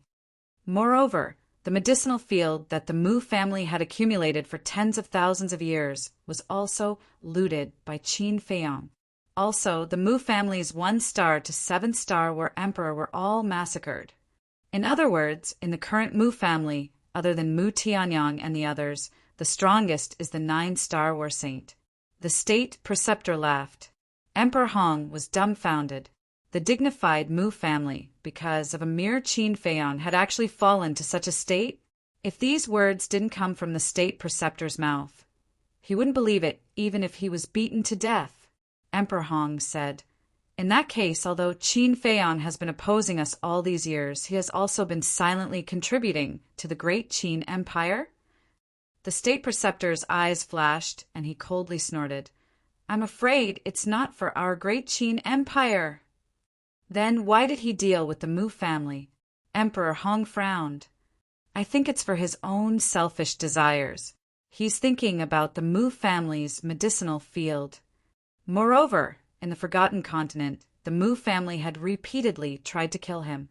With his personality, he will definitely think of ways to take revenge on the Mu family. The state preceptor sneered. That makes sense. Emperor Hong nodded and asked, Then now, how many fake gods does the Mu family have? According to my investigation, there are only Mu Changfeng, Mu Changyin, and Mu Tianyang himself. The state preceptor said. Then the Mu family is nothing to worry about. Emperor Hong waved his hand. The Mu family is nothing to worry about now. but according to my investigation, the Mu family has given birth to another monster. This person is called Mu Qing, and he has opened a battle soul called Heaven's Eye. He can ignore all space, the barriers of all continents, and spy on all living things in the world. The state preceptor said in a deep voice, "Heaven's Eye." Emperor Hong's eyes trembled, and he said, "This old man has also heard of this battle soul. It's rarer than any other battle soul, and the threat is great. If there's a chance, we must eliminate this person." "I think so too," the state preceptor said, his eyes flashing with killing intent, and then he said, "In addition, there's one more thing that's very troublesome." "What is it?" Emperor Hong was suspicious. The state preceptor said, "I believe you also know that to open the miracle you need a key." "I know. Back then my father personally told me, and there are also records in ancient history. This key is in the hands of the main tower. They are Heavenly Star Flame, Heavenly Thunder Flame, Ice Flame, and to enter the miracle you also need these 10 types of fire, otherwise you will be torn apart by the space-time storm. So, during this period of time, you have to build a good relationship with the people of the main tower, or think of a way to get 1 or 2 types of fire from the main tower. As long as you can get it, no matter what price you have to pay, it doesn't matter."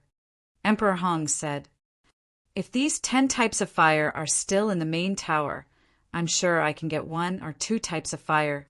But the problem now is that these 10 types of fire are not in the hands of the main tower." The state preceptor said, "How is that possible? My father said that from ancient times until now, these fire have been kept by the main tower." Emperor Hong looked at him in surprise. "It's true. The last time I sent someone to investigate the situation of the Forgotten Continent, there was news about these fire. It said that these fire have been snatched away." The state preceptor said. Emperor Hong suddenly stood up and asked, "Who?"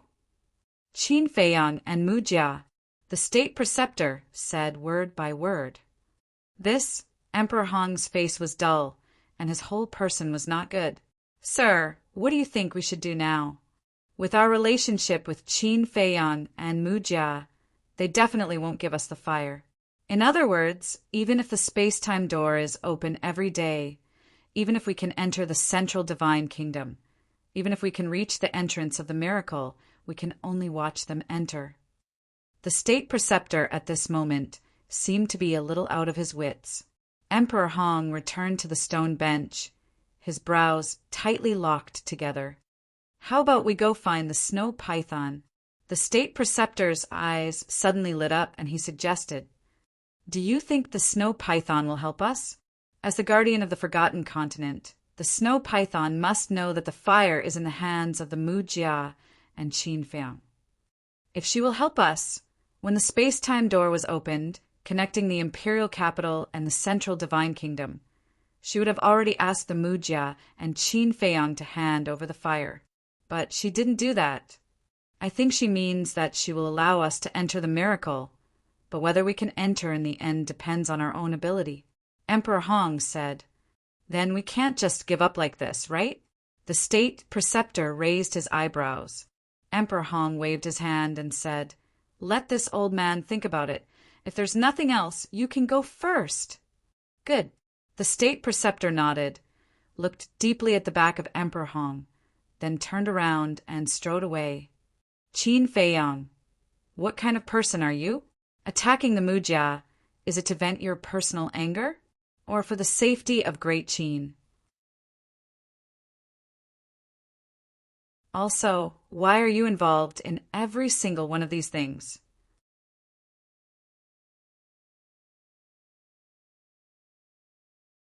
Chapter 1408. At the same time, Qin Feiyang also received Lu Xingchen's message. The two agreed to meet at the Black Dragon Pool. Black Dragon Pool.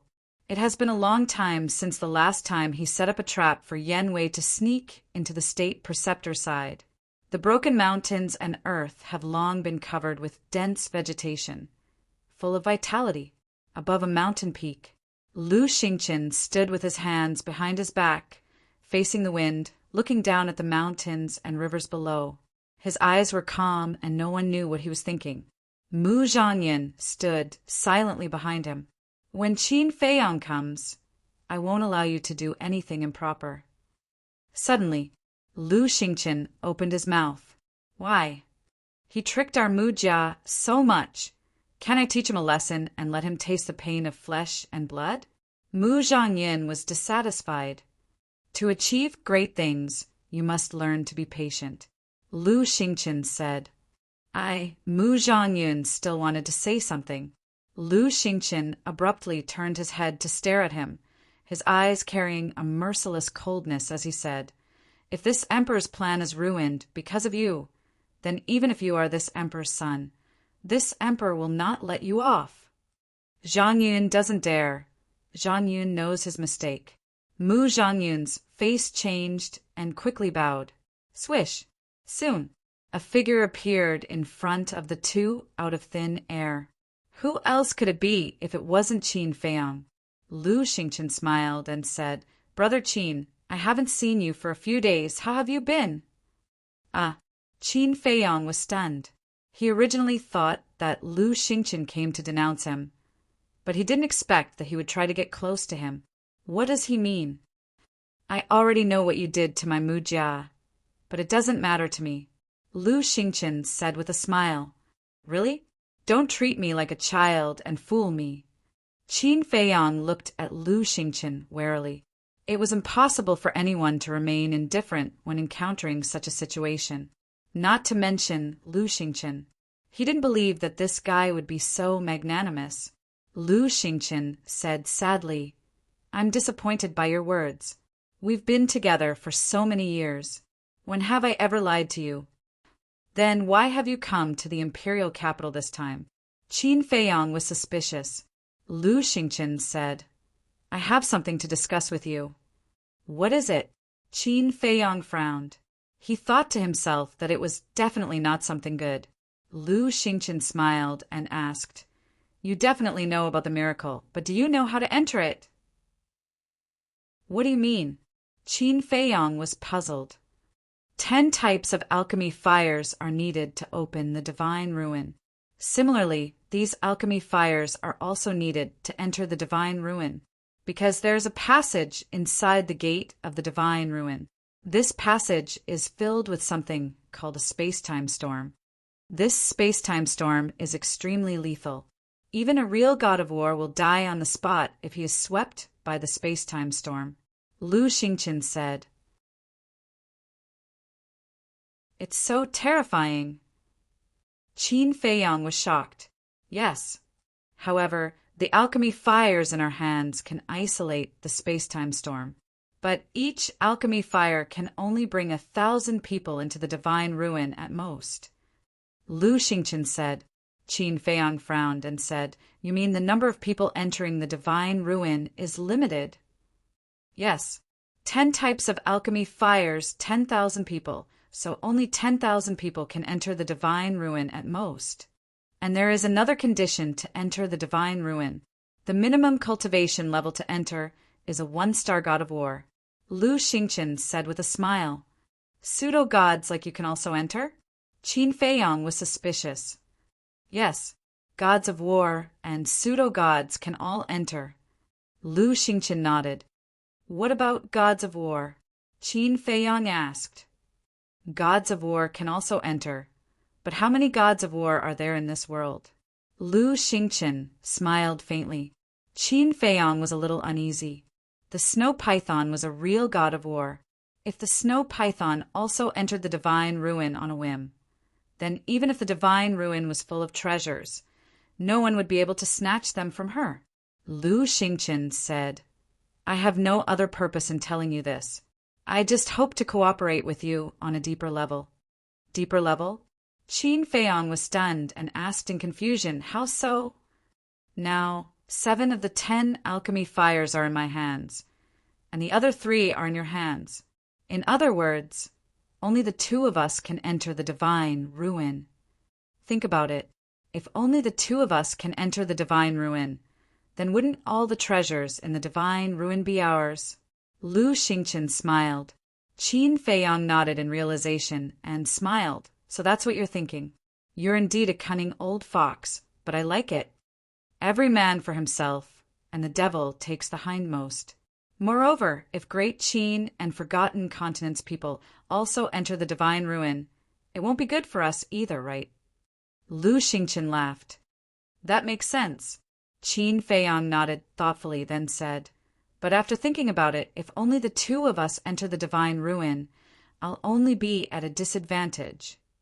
What do you mean? Lu Xingqian was stunned and said, your Mu clan has Mu Changyin and Mu Changfeng, two peak semi-divinity realm existences, while I only have Old Man Qin by my side. Moreover, Old Man Qin is just an ordinary semi-divinity realm expert. If you turn your back on me, won't I die? Qin Feiyang joked. Lu Xingqian said, don't worry, I can guarantee that before leaving the divine ruin, I won't do anything to you. Really? Qin Feiyang asked. I, Lu Xingqian, am a man of my word. Lu Xingqian said. Okay, I agree. Qin Feiyang nodded. Brother Qin is indeed a straightforward person. 7 days later, we'll meet at the entrance of the divine ruin. Lu Xingqian was overjoyed and laughed.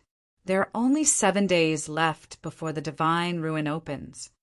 Okay, Qin Feiyang said. Then I'll take my leave. Lu Xingqian cupped his hands and smiled, then opened the portal and left with Mu Changyin. Qin Feiyang looked at the back of the two, and his eyes flashed slightly. Then he also entered the castle. Dan Wangkai said, young master, you have to be careful. There must be a trap. I know. Lu Xingqian hasn't killed me yet, probably because he wants me to help him do something in the divine ruin. When I help him do this, I'm sure that he will immediately kill me. Qin Feiyang said with a faint smile. Dan Wangkai said in surprise, so the deep cooperation he's talking about now is actually preparation for the future. Yes, he should be doing this to prevent Emperor Hong. After all, Emperor Hong is my great-grandfather.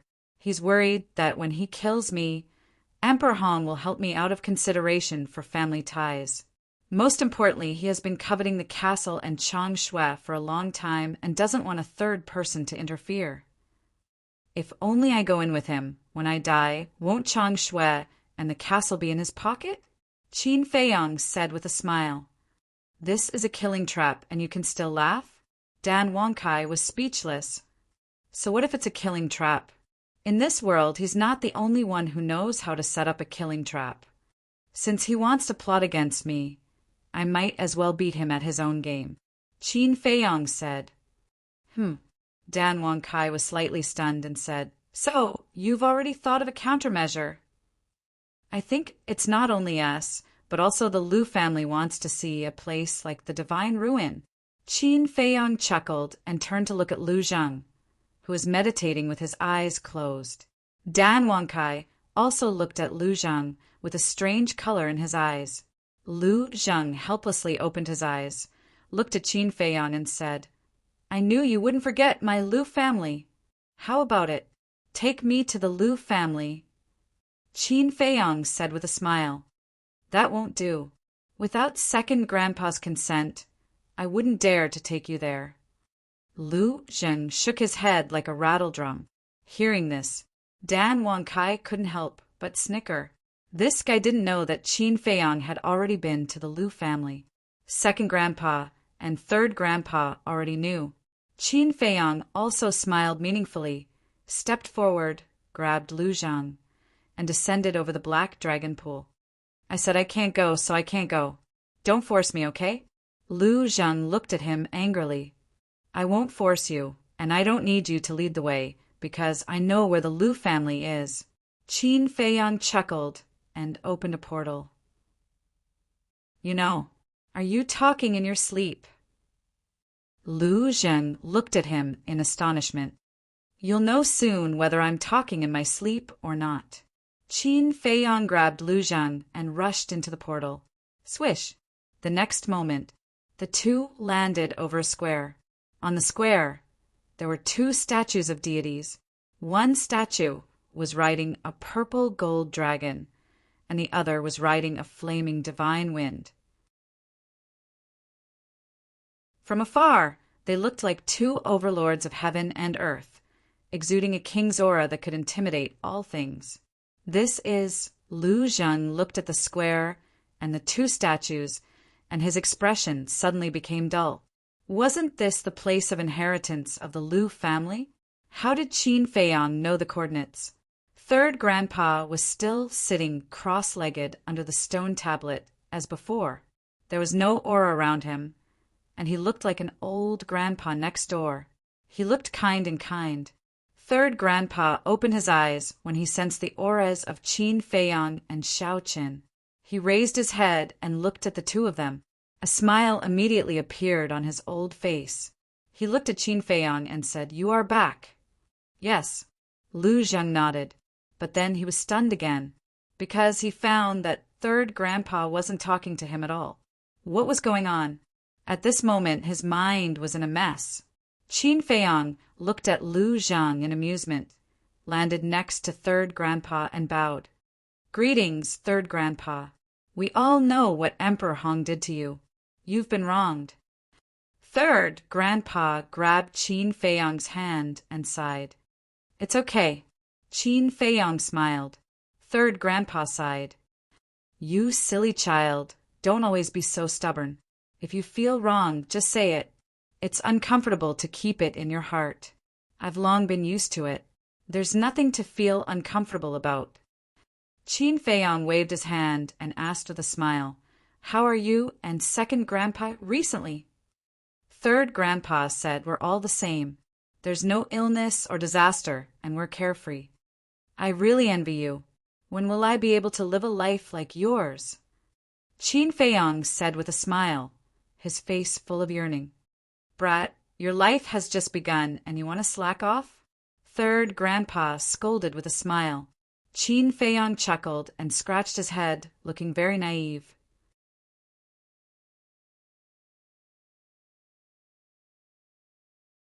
Chapter 1409. Wait. What the hell is going on? Lu Zheng came to his senses and quickly flew down, looking at the two of them suspiciously. Qin Feiyang had never been to the Lu family before, had he? But why did he seem so familiar with Third Grandpa now? It didn't seem like the first time they had met.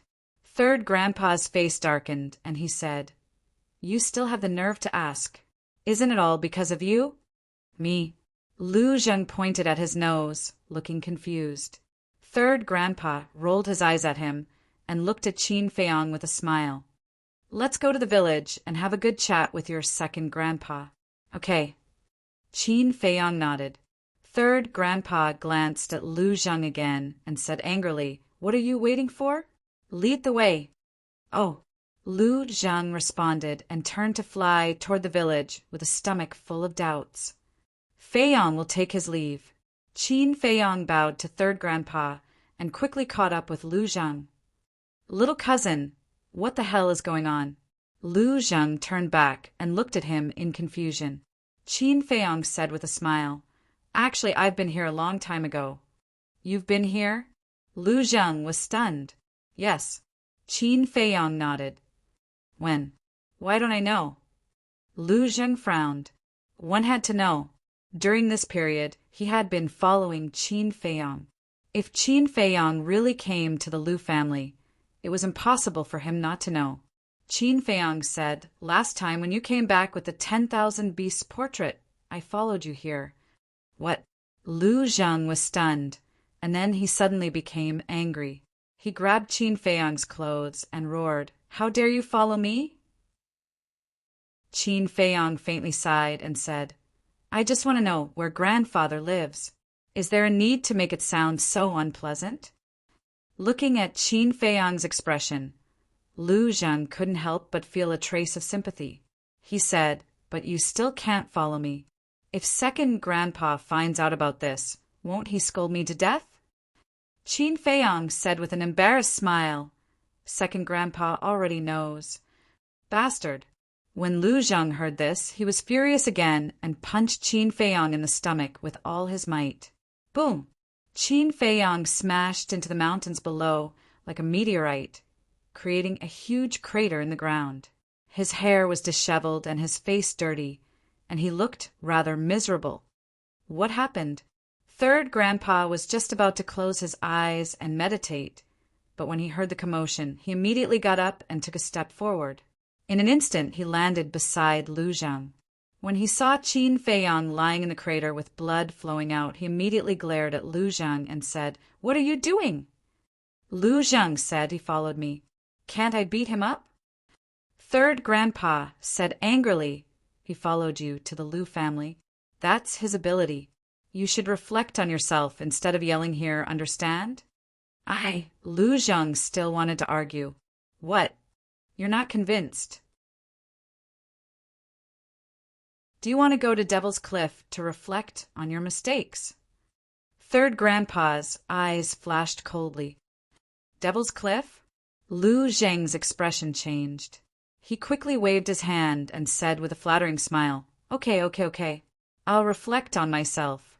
I'll definitely reflect on myself seriously, as long as I don't go to Devil's Cliff. That's more like it."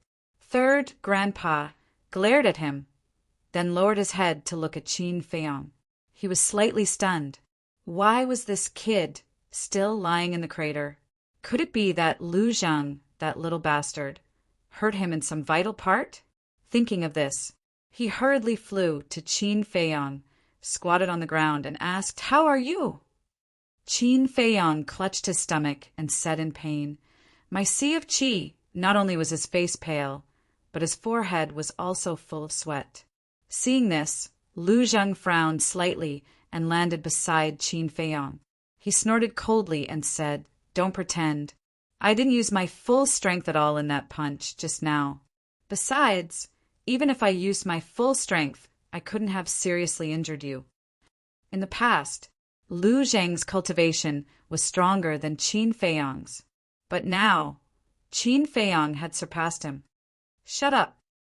But before he finished speaking, Third Grandpa turned his head to look at Lu Zheng and shouted. Lu Zheng pursed his lips and fell silent. Third Grandpa looked at Qin Feiyang again and asked, "What's wrong with your sea of qi?" Qin Feiyang said, "It's broken." "Bastard, he's your cousin.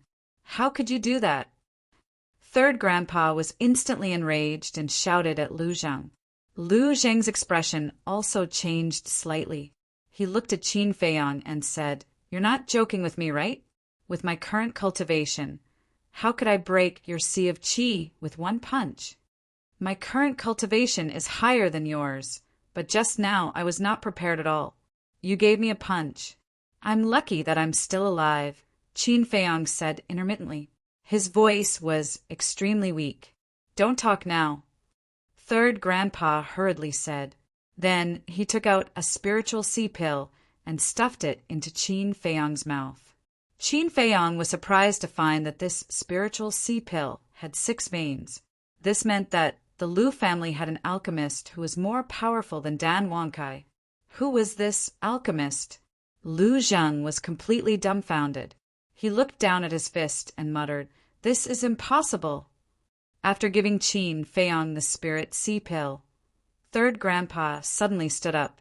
He turned his head to look at Lu Zheng and said, "You disappoint me too much. Immediately go to Devil's Cliff and face the wall for 3 days." "Don't." When Lu Zheng heard this, he immediately looked at Third Grandpa pitifully and begged, "Grandpa, I know I'm wrong, okay? I'll apologize to my cousin." "No, you must go." Third Grandpa's attitude was very firm. There was no room for discussion. "I'm not going." Lu Zheng shook his head. He would rather die than submit. "You're really not going?" Third Grandpa asked. There was a cold light in his old eyes. "Go, go, go." Seeing this, Lu Zheng's face turned slightly pale. He quickly nodded, but before he left, he glared fiercely at Qin Feiyang, as if to say, "Bastard, just wait and see." Qin Feiyang also returned a look to Lu Zheng. "Little guy, You're still too young to fight with me.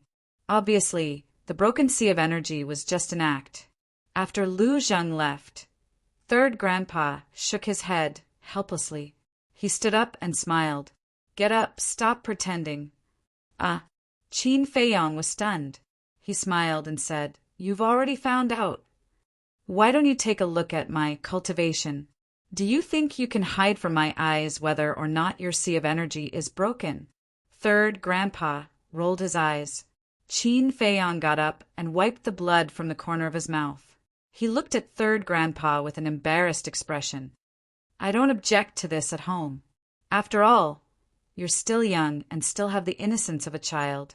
But outside, you two brothers must be united. Do you understand? Third Grandpa said. Okay. Qin Feiyong nodded heavily. Then go. Third Grandpa smiled and waved his hand. Okay. Qin Feiyong turned into a stream of light, rose into the air, and flew toward the village. At this moment he was very happy. But the reason for his happiness was not because he had tricked Lu Zheng once. It was because of what Third Grandpa said before. Third Grandpa said that it was okay to make a scene at home. This home referred to the Lu family. In other words, Third Grandpa did not treat him as an outsider. His sense of belonging to this place was getting stronger and stronger. Although he was born in the imperial palace, he always thought that his first home was in Iron Ox Town, and the Lu family would become his second home in the Great Qin Empire. In the village, as usual, the men were farming and herding outside, and the women were doing housework at home. The children were playing everywhere, and there was constant laughter. The old people gathered together to chat, drink tea, and play chess. Although it was ordinary, it was blissful. Second Grandpa, what story are you going to tell us today? In front of a courtyard, a group of children around 7 to 9 years old surrounded an old man in sackcloth, their faces full of anticipation. The old man in sackcloth was lying on an old-fashioned wooden armchair, looking at the group of children in front of him with a loving smile on his old face. Today, Second Grandpa will tell you about a person called Qin Feiyong. Qin Feiyong. Who is he? Is he very powerful? The group of children asked curiously. Second Grandpa smiled and said, He's not very powerful, but on this continent there's no one who doesn't know his name. Second Grandpa, we don't agree with what you said. Do you know why? The two young men said with a serious face. Why? Second Grandpa looked at them suspiciously. You just said that there's no one who doesn't know his name, but we don't. Doesn't this prove that you're fooling us? The two young men said. The other children also nodded in agreement. Second Grandpa was stunned. For a moment, he did not know how to answer. Whoosh! Suddenly, there was a sound of something piercing through the air. Second Grandpa looked up, and his face was full of smiles. Then he looked at the children and said with a smile, You'll know soon because he's here in person. In person? The group of children looked up and saw a young man in white flying toward the village like lightning. At the same time, the old people in the village, the women, and the busy men outside the village also noticed the figure. Qin Feiyong? Why is this child here? I heard that last time he came here secretly and got the inheritance of our ancestors. He's quite capable. Are you kidding? Don't you know whose descendant he is? Whether it's the Lu family or the Qin clan, our genes are not bad, not to mention that he's the product of our two families. The people started to talk. Everyone's face was full of the most sincere smiles. Whoosh! After a few breaths, Qin Feiyong flew into the sky above the village, looking at the simple and sincere smiles of everyone. His sense of belonging to this place went further. This was the life he wanted. How comfortable and happy it would be for a family to live together without any worries and worries.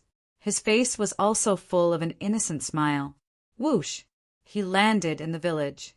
The people in the village came from all directions. Second Grandpa also got up and walked slowly toward Qin Feiyong with a group of children. Feiyong, you're here. How have you been these years?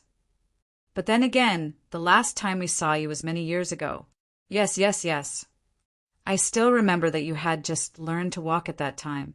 You came back with your mother, wearing open crotch pants all day long, running around and causing chaos in the village.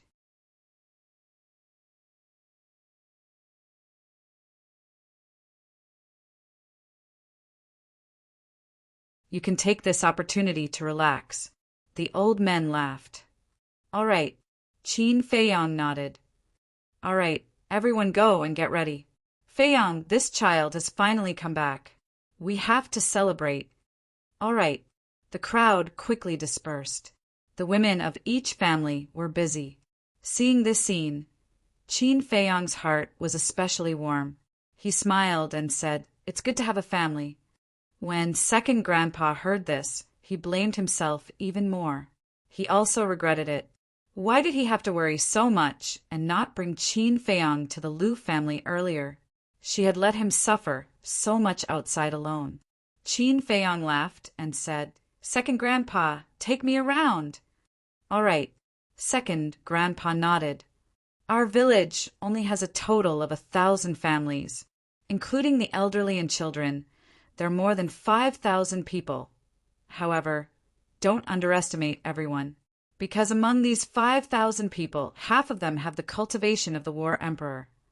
There are more than 1,000 nine-star War Emperor. Moreover, the fierce beasts within a radius of 10,000 miles of the village are all raised by our Lu family. There are at least 8,000 nine-star Emperor beasts, if not 10,000. As for 1-star to 8-star Emperor beasts, there are too many to count, second grandpa introduced with a smile as he brought Qin Feiyang around the village. What? Qin Feiyang was stunned. More than 1,000 nine-star War Emperors were already very shocking.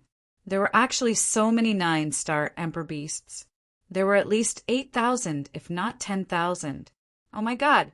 What kind of concept was this? One had to know that there were only 80 or 99-star Emperor beasts in the ancient pagoda. At first, there were more than 100 of them. However, many of them died when they fought with the descendants of the Imperial Preceptor in the Sea of Reincarnation. As for the 9-star War Emperors, there were only 18 of them, Wang Yangfeng. Although they had all stepped into the peak of the 9-star War Emperor realm, compared to the Lu family, they were not worth mentioning. Qin Feiyang asked, "How many people are at the peak of the 9-star War Emperor realm?" "It seems to be 200 or 300. The elders who spoke to you just now are all at the peak of the 9-star War Emperor realm," second grandpa said with a smile. Qin Feiyang was secretly speechless. No wonder he could not sense any aura from those elders earlier. The people of the Lu family do not really care about cultivation. As long as we can live together, see each other every day, and be happy. Second grandpa said, "When can my mother and I be like you?" Sigh. Qin Feiyang sighed softly. Second grandpa stopped and turned to look at Qin Feiyang. He said with a smile, "Don't be too stubborn. Let nature take its course. Your obsession now is too deep. I'm afraid it will hinder you from becoming a god in the future." "How can I become a god?" Qin Feiyang asked. "Let go of everything and return to your original intention and heart. This is the profound meaning of becoming a god. Actually, it's not difficult, but it's not easy either. It all depends on one's state of mind. With your talent, you will step into the peak of the 9-star War Emperor realm sooner or later. Let go of your obsession. This is what you should do now." Second grandpa said, "Let go of my obsession." Qin Feiyang murmured and shook his head. He said, "My obsession is deeply rooted. How can I let it go just like that? Moreover, it was because of my obsession that I gave birth to the inner demons." Second grandpa sighed softly and said, "The appearance of the inner demons has already sealed your fate." "What fate?" Qin Feiyang was suspicious. "You can't become a god, because the inner demons are the source of all obsessions. As long as the inner demons exist, so will the obsessions. Unless you can kill the inner demons, Second Grandpa said. Kill the inner demons. Qin Feiyang's eyes trembled. In the inner world, the inner demons heard Second Grandpa's words. Their bodies could not help but tremble violently. They said, Deity, we have fought side by side for so many years. You can't be so heartless. Qin Feiyang shook his head and smiled. He secretly comforted them. Don't worry. As long as I'm here, you will always exist. Hearing this, the inner demons breathed a sigh of relief. Qin Feiyang asked, Second Grandpa, is there any other way to become a god other than cutting off one's obsession? No. Second Grandpa shook his head. If you have to cut off your obsession to become a god, then why can ambitious people like the state preceptor and Mu Changfeng also become gods? Qin Feiyang frowned. Becoming a god doesn't mean that you have to be pure of heart and few desires. For example, this old man. Don't think that this old man is carefree now. In fact, this old man also has obsessions and desires.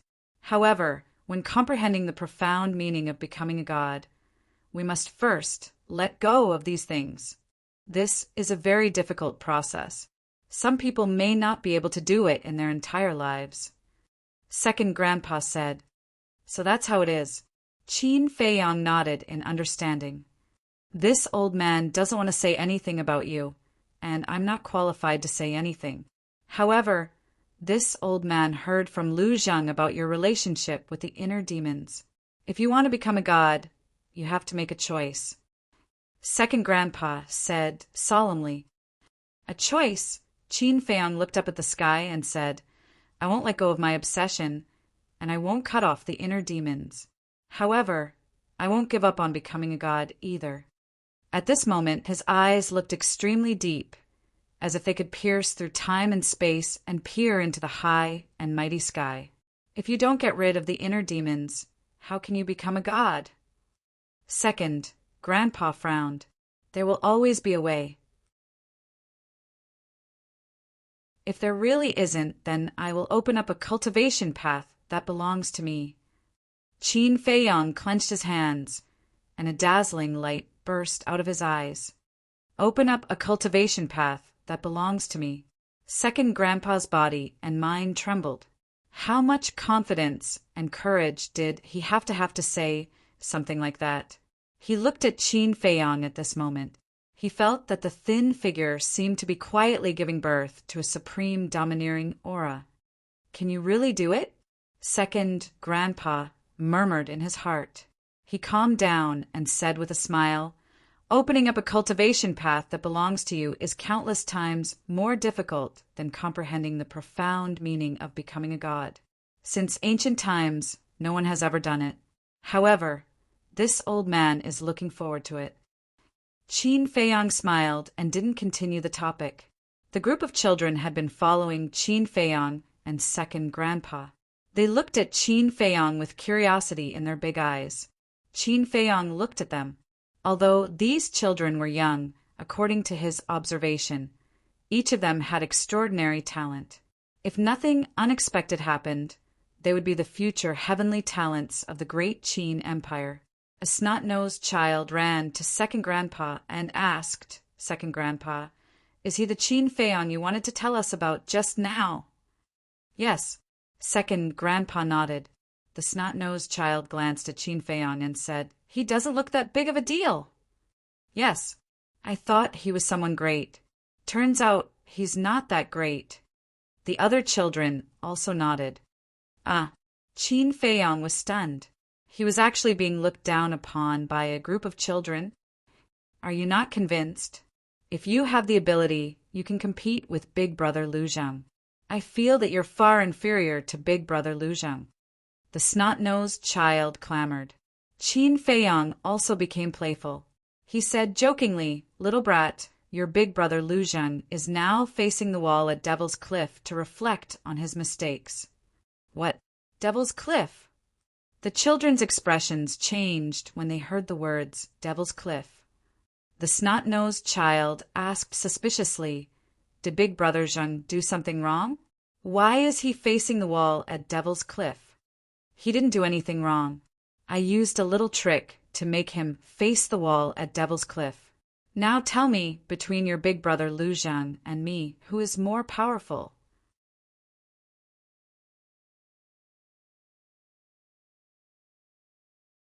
Chapter 14:11. It can't be.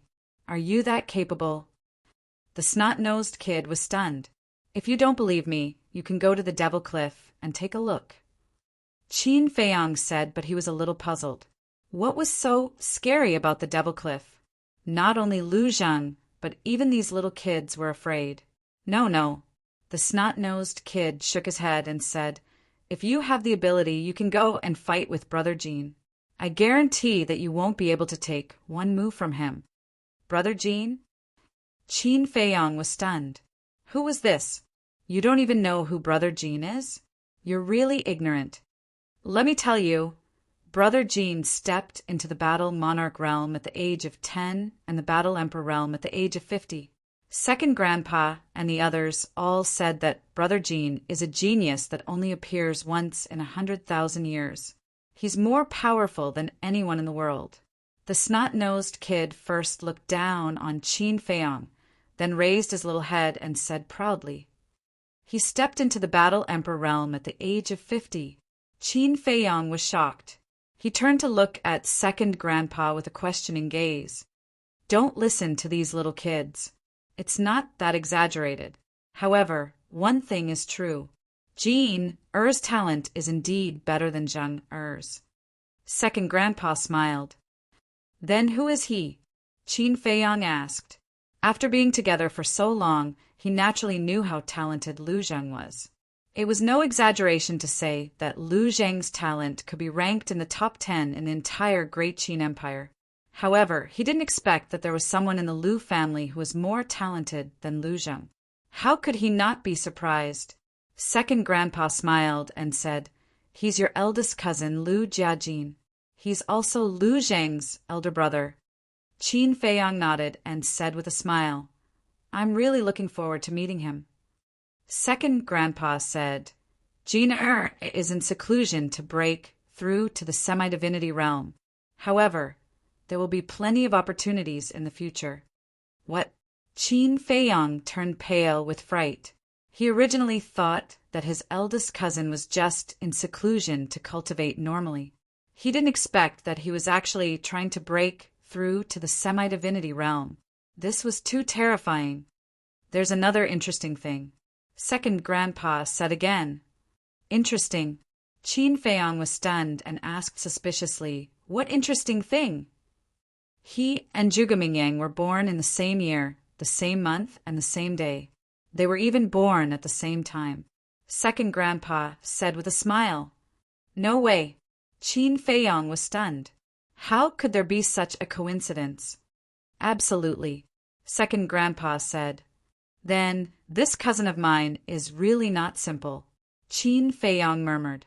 The two of them were born on the same day and at the same time. But now his cousin was already pushing for a breakthrough to the semi-divinity realm. However, Zhuge Mingyang's current cultivation was even lower than his. The gap between them was too big. However, the Lu family had all kinds of potential pills recipes. As the prodigy of the Lu family, Lu Jiejin must have unlocked the door of potential, just like Lu Zhang. His cultivation speed was naturally not something that Zhuge Mingyang could compare with.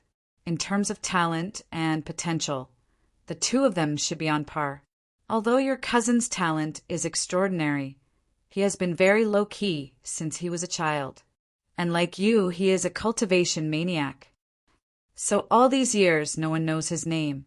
Even the state preceptor and your father know that there is such a person in the Lu family, but they don't know his talent and cultivation. Second Grandpa said with a smile. Qin Feiyang's face darkened and said, "Don't mention him in front of me." Of course, he was referring to the Emperor. Second Grandpa also realized that he had said something wrong, and a trace of apology appeared on his face. Qin Feiyang asked, "Where is my cousin in seclusion now?" Second Grandpa said, "In the forbidden area of the back mountain. I know what you want to do, but don't disturb him now." "Okay." Qin Feiyang nodded and couldn't help but feel disappointed. Hearing about him was not as good as meeting him in person.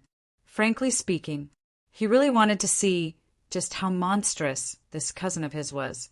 Swish! But at this moment, a white figure appeared out of nowhere in the sky above the village. It was a young man about 185 meters tall, with a handsome face and a tall figure. His snow-white clothes were spotless. His long black hair was casually draped behind his back, fluttering in the wind. There was no aura around him at all, as if he was one with the void. Even his arrival was not noticed by anyone in the village. It's Brother Jean. Brother Jean is back. The first to notice the young man in white were a few teenagers. They looked at the young man in white and exclaimed in surprise. Second Grandpa was stunned and looked up. Qin Feiyang's eyes also trembled slightly, and he immediately looked up at the young man in white. Is he my cousin? Although this young man in white had no aura at all, he gave him a great sense of danger. Gina, why are you back? Second Grandpa looked at the young man in white suspiciously. Suddenly, he seemed to think of something and asked in surprise, Have you made a breakthrough? The young man in white looked at Second Grandpa with a face full of respect. But he didn't answer Second Grandpa. Instead, he turned his eyes and fell on Qin Feiyang. Qin Feiyang didn't evade at all. The two pairs of eyes collided in the void. All of a sudden, Lu Jiajin raised his arm and hooked his finger at Qin Feiyang. The meaning was self-evident. He was provoking Qin Feiyang. Jean, don't mess around. Second Grandpa frowned and said, Swish. But before his voice died away, Qin Feiyang jumped and directly landed in the void opposite Lu Jiajin. Come on, everyone. There's a good show to watch. Brother Jean, come on. Beat him down. The snotty kid immediately shouted excitedly. The other children also looked excited. It's Jean, Why is he back? When everyone heard the snotty kid's voice, they looked up at Lu Jiajin with eyes full of suspicion. Suddenly, an old man's face changed and said in shock, Are they going to fight? Jean, your cousin just came back. You can't bully him. Yes. Your cousin is only a 4-star combat emperor. How can he be your opponent? Don't mess around. Come down quickly. The group of old men immediately tried to persuade them, but whether it was Lu Jiajin or Qin Feiyang, they turned a deaf ear to them. They only had eyes for each other. Boom! A gust of emperor aura suddenly rushed out from Lu Jiajin's body. But this emperor aura wasn't strong. It was only at the level of a 4-star combat emperor, and the cultivation level he revealed was only that of a 4-star combat emperor. 4-star combat emperor? Qin Feiyang was stunned.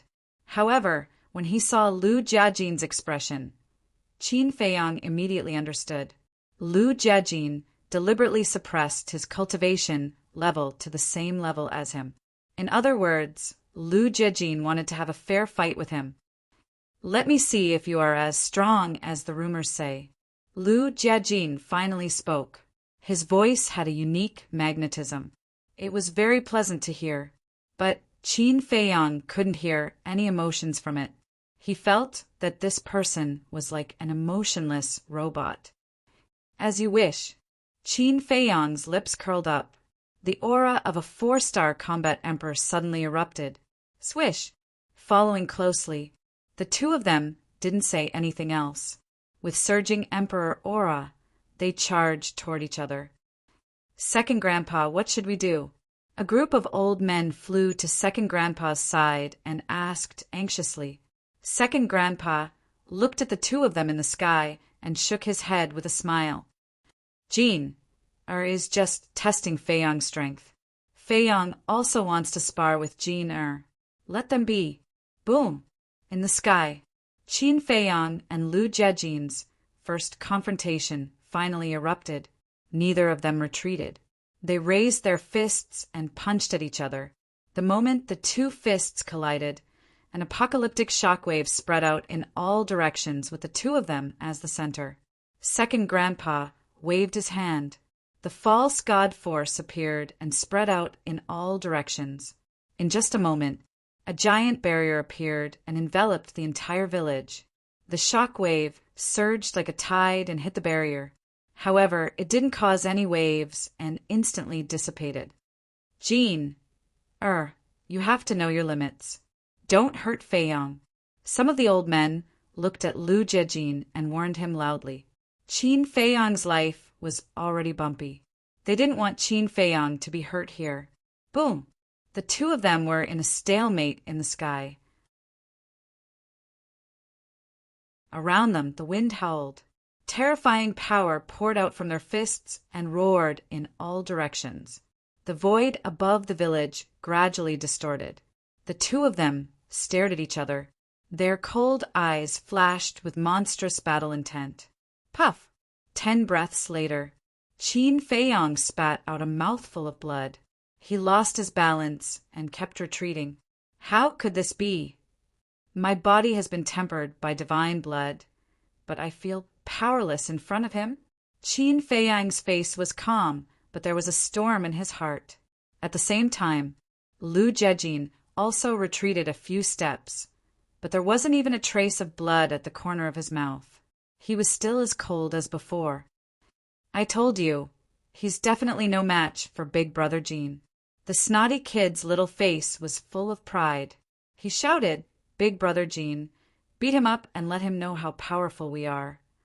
You little bastard, do you want to be beaten up? An old man's face darkened. He grabbed the snotty kid's ankle and hung him upside down in the void. He then slapped his little butt. Ouch! The snotty kid immediately wailed in pain. Boom! High in the sky, Qin Feiyong glanced at the snotty kid and looked up at Lu Jiejin opposite him. His eyes were full of battle intent. He took a step in the void and stabilized his body. Then, without saying a word, he raised his fist and punched. Stop! But at this time, Lu Jiejin stretched out his hand. Qin Feiyong raised his eyebrows and stopped in the void, looking at him suspiciously. Lu Jiejin looked at Qin Feiyong, and a friendly smile suddenly appeared on his cold face. He said, Little cousin, our fight ends here. What? Qin Feiyong was dumbfounded. He was just in the mood, but the other side stopped? The collision just now is enough to prove that your ability is indeed worthy of your reputation, Lu Jiejin said with a smile. There was a touch of appreciation in his eyes. Wait, it's just a collision. How can you judge my ability? Besides, I'm just in the mood, but you stopped. Aren't you deliberately making me feel uncomfortable? Qin Feiyong was dissatisfied. It was like standing in front of a beautiful woman who had already taken off her clothes and was ready to fight, but then told you that her period had come. Haha, Lu Jiejin laughed loudly. He looked at Qin Feiyong and said, Right now, the gap between the two of us is too big. I am unable to go all out. In the future, when you step into the false god realm, let's have a good fight. As for how I judge your ability, speaking of this,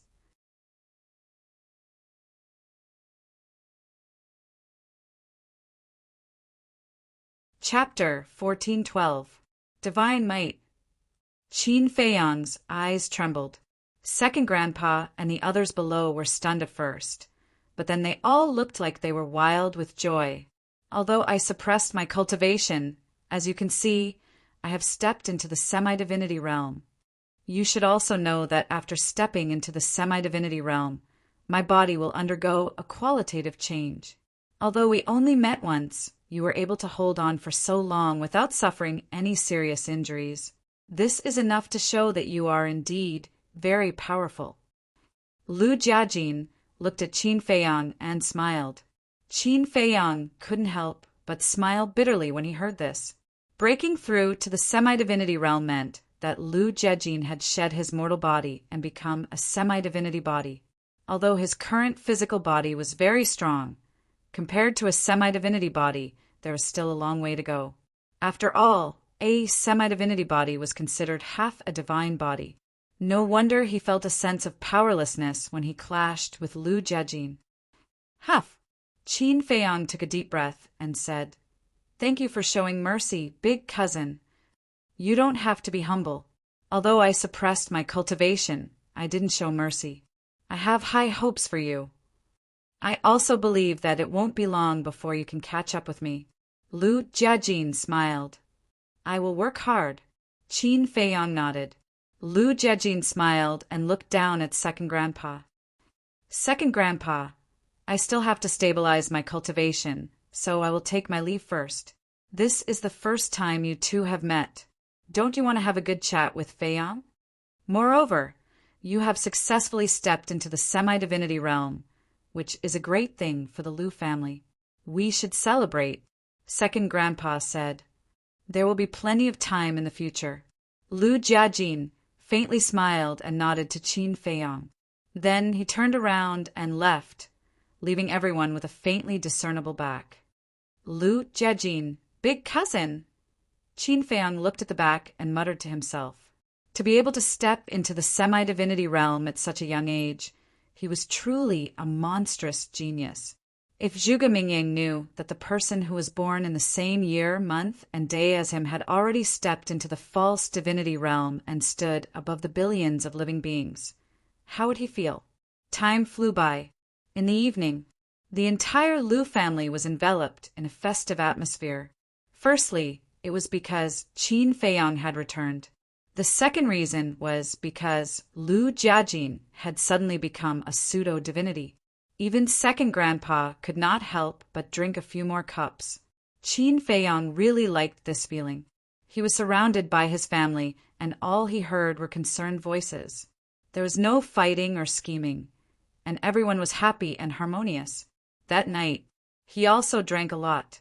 Midnight, the moon in the sky was very round, and the moonlight was hazy. Most of the villagers had already fallen asleep.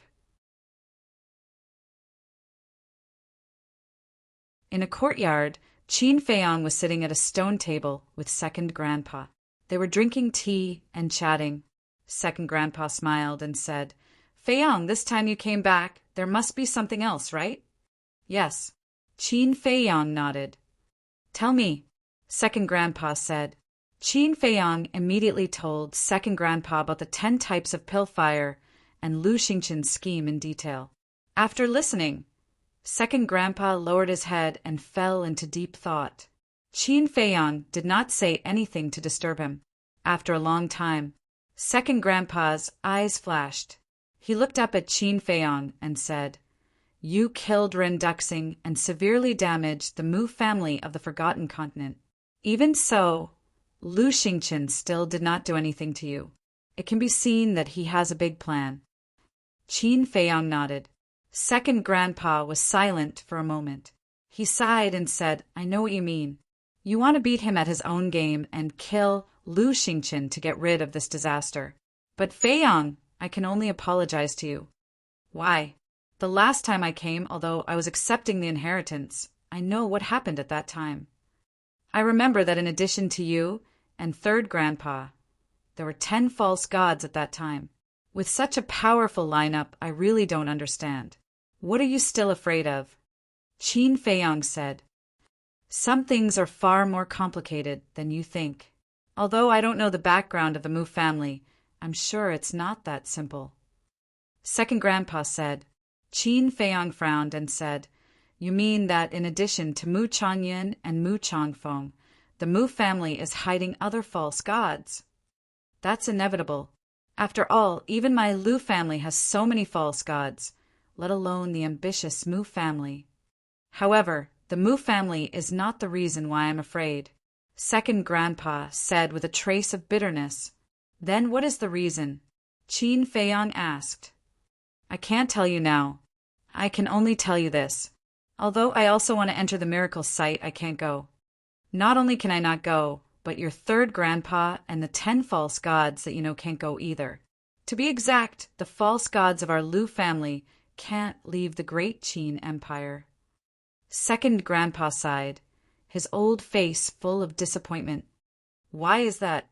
Qin Feiyang looked at Second Grandpa in confusion.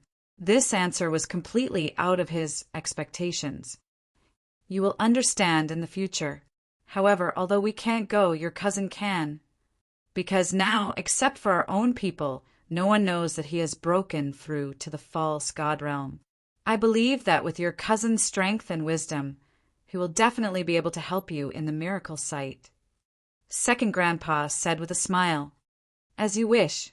Qin Feiyang sighed and did not force him to answer. Second Grandpa looked at Qin Feiyang deeply and said with a smile, It's already very late, go and rest. Okay. Qin Feiyang nodded and then walked to the wooden building. But suddenly, he stopped and turned to look at Second Grandpa and asked, What about my grandfather? Why didn't he come to see me when I came back this time? Second Grandpa's hands, which were hidden in his sleeves, suddenly clenched. There was a hint of murderous intent in the depths of his eyes, but Qin Feiyang did not notice any of this, because Second Grandpa hid it very well. However, seeing that Second Grandpa did not speak for a long time, Qin Feiyang gradually felt uneasy and asked, Did something happen to Grandpa? No, your grandfather is so powerful. How could something happen to him? Second Grandpa hurriedly said. Qin Feiyang said, Then why don't you tell me where he is now? Your grandfather is in seclusion. Even I can't see him, let alone you. But don't worry, when he comes out, he will definitely see you immediately. Second Grandpa said with a smile. I hope so. Qin Feiyang sighed. With a heart full of disappointment, he turned and entered the wooden building. His thin back seemed particularly disappointed. Big brother, tell me, how should I tell Feiyang about this? If Feiyang knows the truth, I think he will definitely go crazy. I really don't know what to do. Can you give me a hint? Second Grandpa sat alone in the night. After watching Qin Feiyang enter the wooden building, he looked at the night sky and muttered to himself. His expression was full of helplessness. That night, it was destined to be a sleepless night. Qin Feiyang lay on the bed, wanting to take the opportunity to have a good sleep. But no matter what he did, he could not fall asleep. Therefore, before dawn, he got up and walked aimlessly in the village. Everything in the village was no different from an ordinary village. If someone who did not know came here, they would definitely think that this was a village where ordinary people lived. There was simplicity in the tranquility. After walking around the village alone, Qin Feiyang stood at the entrance of the village. He did not know where to go next. His heart was very confused. He glanced at the mountain range outside the village. Finally, he stepped forward and walked into the depths of the mountain range step by step. Along the way, he encountered many fierce beasts. There were strong and weak ones, but these fierce beasts were very docile, just watching him from afar.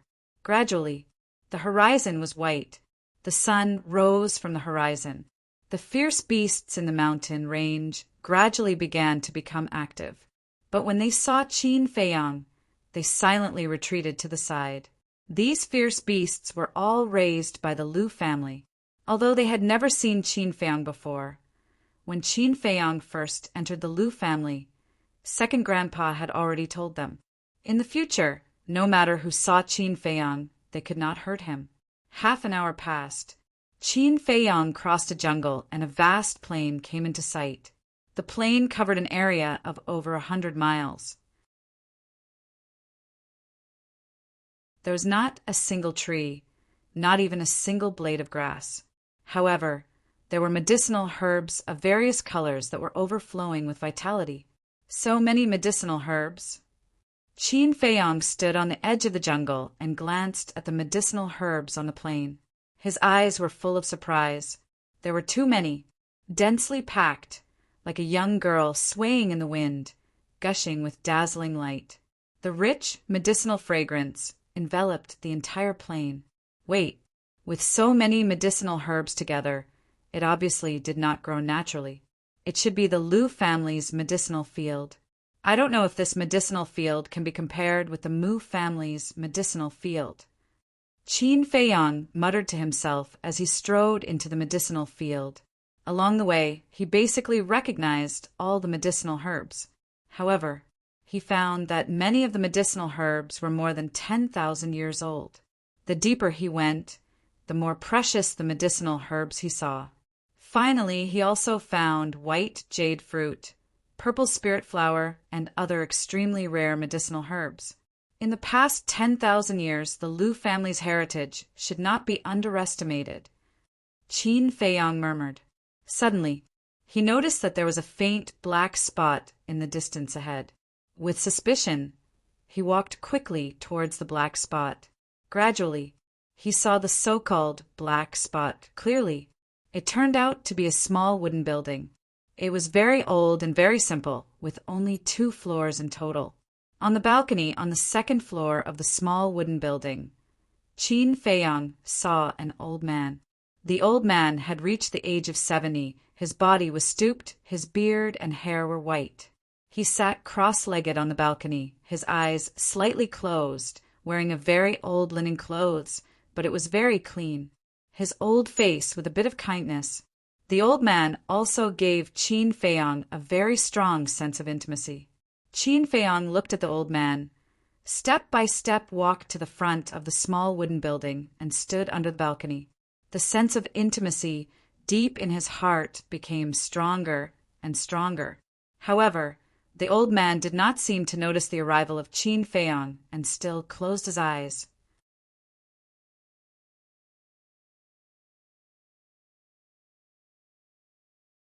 Chapter 14:13. His voice was very soft, but as long as one was not deaf, one could hear it. And the old man in front of him gave Qin Feiyang a sense of familiarity that his 2nd and 3rd grandfathers could not compare with. Therefore, he guessed that this old man was most likely his grandfather, who had never shown himself. But the old man still did not open his eyes. What's going on? Qin Feiyang was suspicious and said again, unwillingly, Grandpa, I really miss you. Can you open your eyes and look at me? Another long time passed. Just as Qin Feiyang was about to rush to the balcony, the old man's eyelids moved and he finally opened his eyes slowly. It was a pair of cloudy eyes, but one could clearly see that there was a strong sense of loss in them. The old man just looked at Qin Feiyang without saying a word. Qin Feiyang urged, Answer me, are you my grandfather or not? Alas! The old man sighed and shook his head. I'm not your grandfather. You're not. Qin Feiyang's body stiffened and said, Since you're not my grandfather, why do you give me such a strong sense of familiarity? Maybe it's because of this. The old man reached out and grabbed a crutch from the ground in front of him. The crutch was red all over, as if it was cast from magma, with a lifelike fire phoenix attached to it. Qin Feiyang looked at the crutch. The old man said, This crutch was made by your grandfather himself. Can I go up and have a look? Qin Feiyang asked. Yes. The old man nodded. Qin Feiyang jumped up, landed on the balcony, and took the crutch from the old man. The moment the crutch was in his hand, Qin Feiyang suddenly felt a stronger sense of familiarity than before. It's really from this crutch, Qin Feiyang murmured. Back then, when your grandfather was refining this walking stick, he added his own divine blood into it. That's why it feels so familiar to you. The old man explained. I see. Qin Feiyang mumbled. He looked down at the old man and asked, Then why is Grandpa's walking stick in your hands? I'm keeping it for him. The old man said, Then who are you? Qin Feiyang was suspicious. The old man said, I'm your grandfather's younger brother, ranked 4th. You can call me 4th Grandpa. 4th Grandpa? Qin Feiyang was stunned. In the past, he had thought that his grandfather only had one younger brother, who was his 2nd grandpa.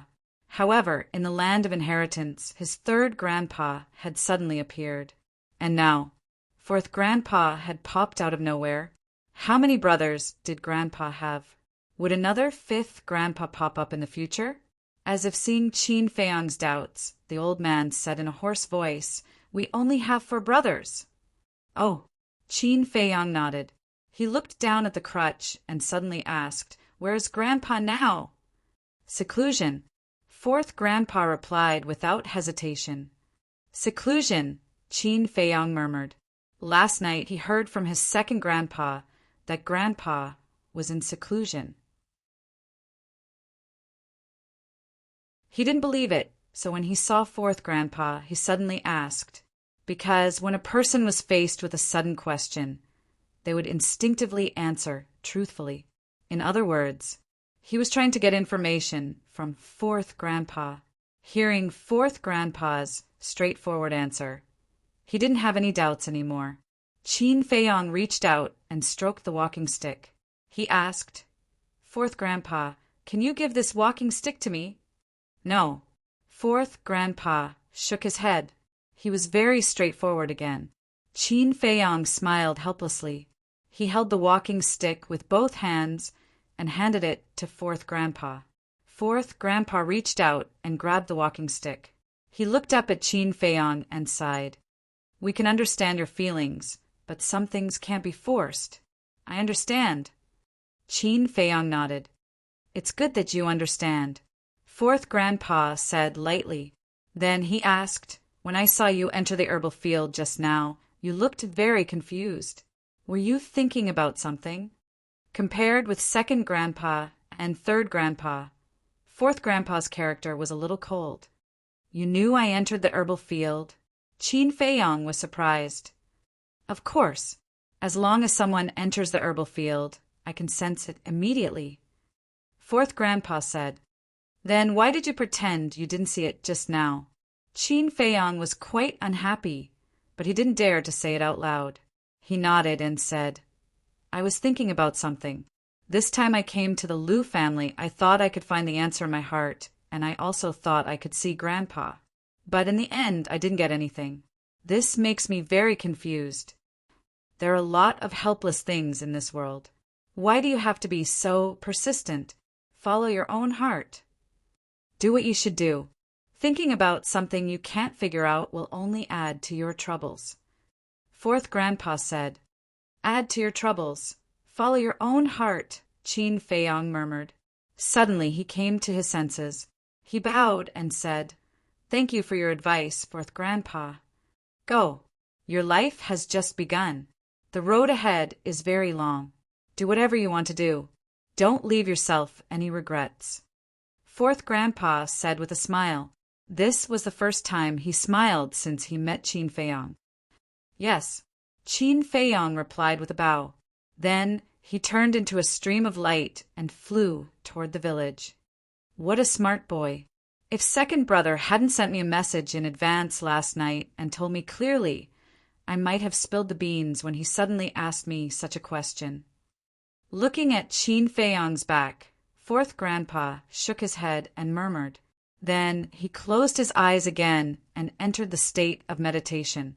When Qin Feiyong returned to the village, the sun had risen high in the sky. Most of the villagers had also gotten up. The old people gathered in twos and threes to exercise. The children also faced the morning sun and breathed in the vitality. Smoke rose in spirals over the entire village, presenting a peaceful scene. "Feiyong, good morning. Where did you come from? Didn't you sleep last night?" When he passed by the village entrance, several burly men who went out to do farm work greeted Qin Feiyong with a smile. They were very friendly.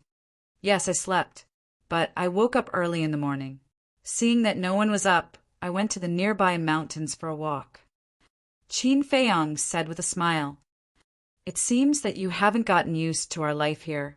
Let me tell you, in our place, whether adults or children, basically sleep and rest every night." "Yes. What is the purpose of living in this world? Isn't it to enjoy life? Why do you have to suffer for the pursuit of cultivation? You've just arrived. You certainly can't understand. After waiting for a long time, you'll gradually get used to it. All right, let's not talk about it.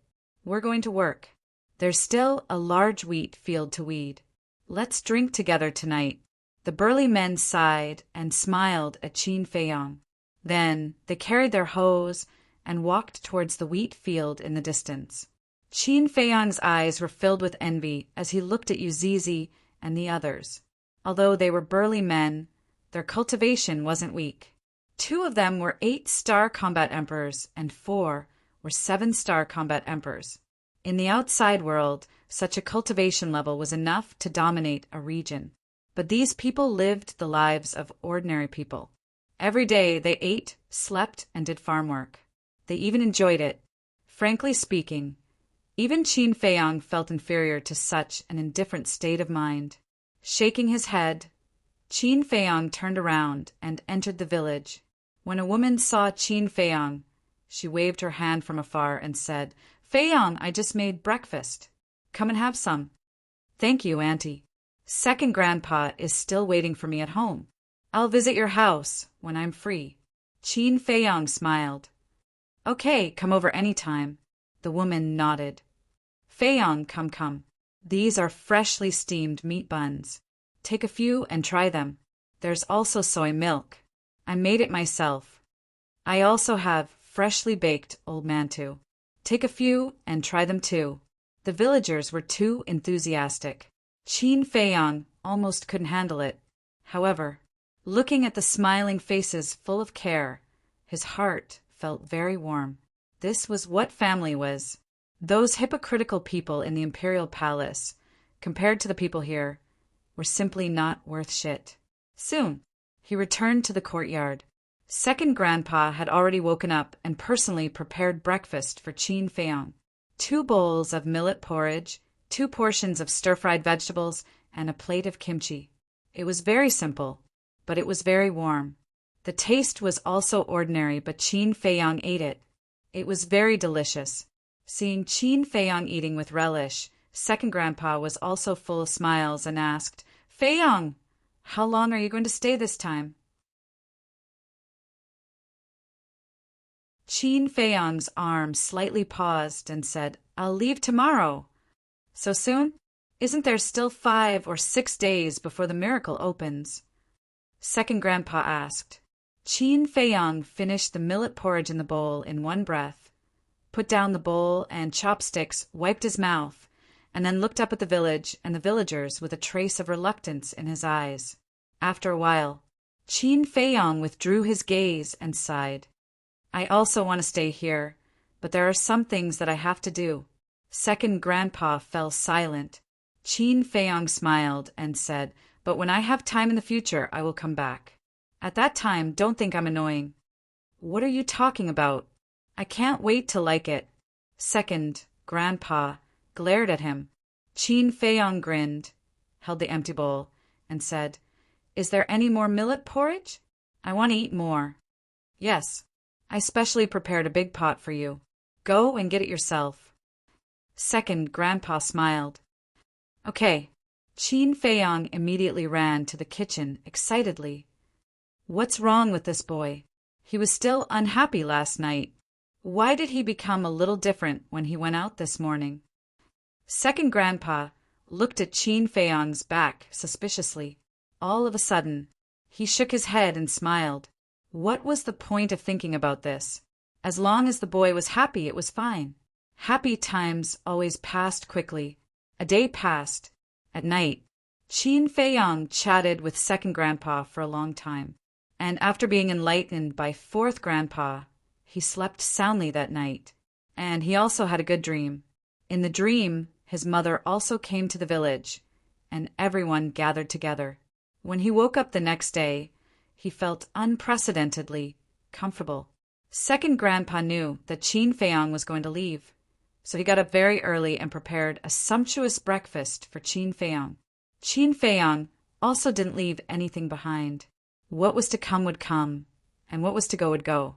After helping Second Grandpa clean up the dishes, Qin Feiyang suppressed the reluctance in his heart and said goodbye to him. Second Grandpa didn't say much. He only said 2 sentences. The first sentence was, "Take care." The second sentence was, "Take care of Lu Zhang."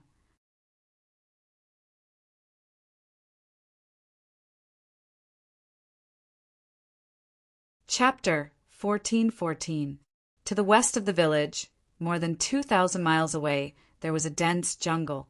However, there was not a single beast in the jungle. It was dead silent. Swoosh! But suddenly, a piercing sound could be heard.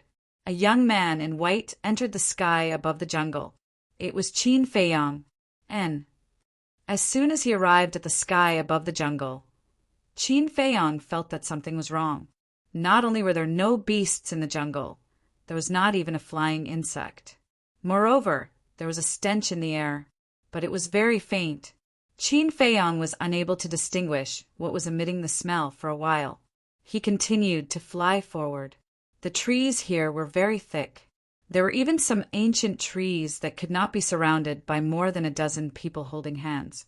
The thick vines were like horned dragons, and they were filled with a vigorous aura.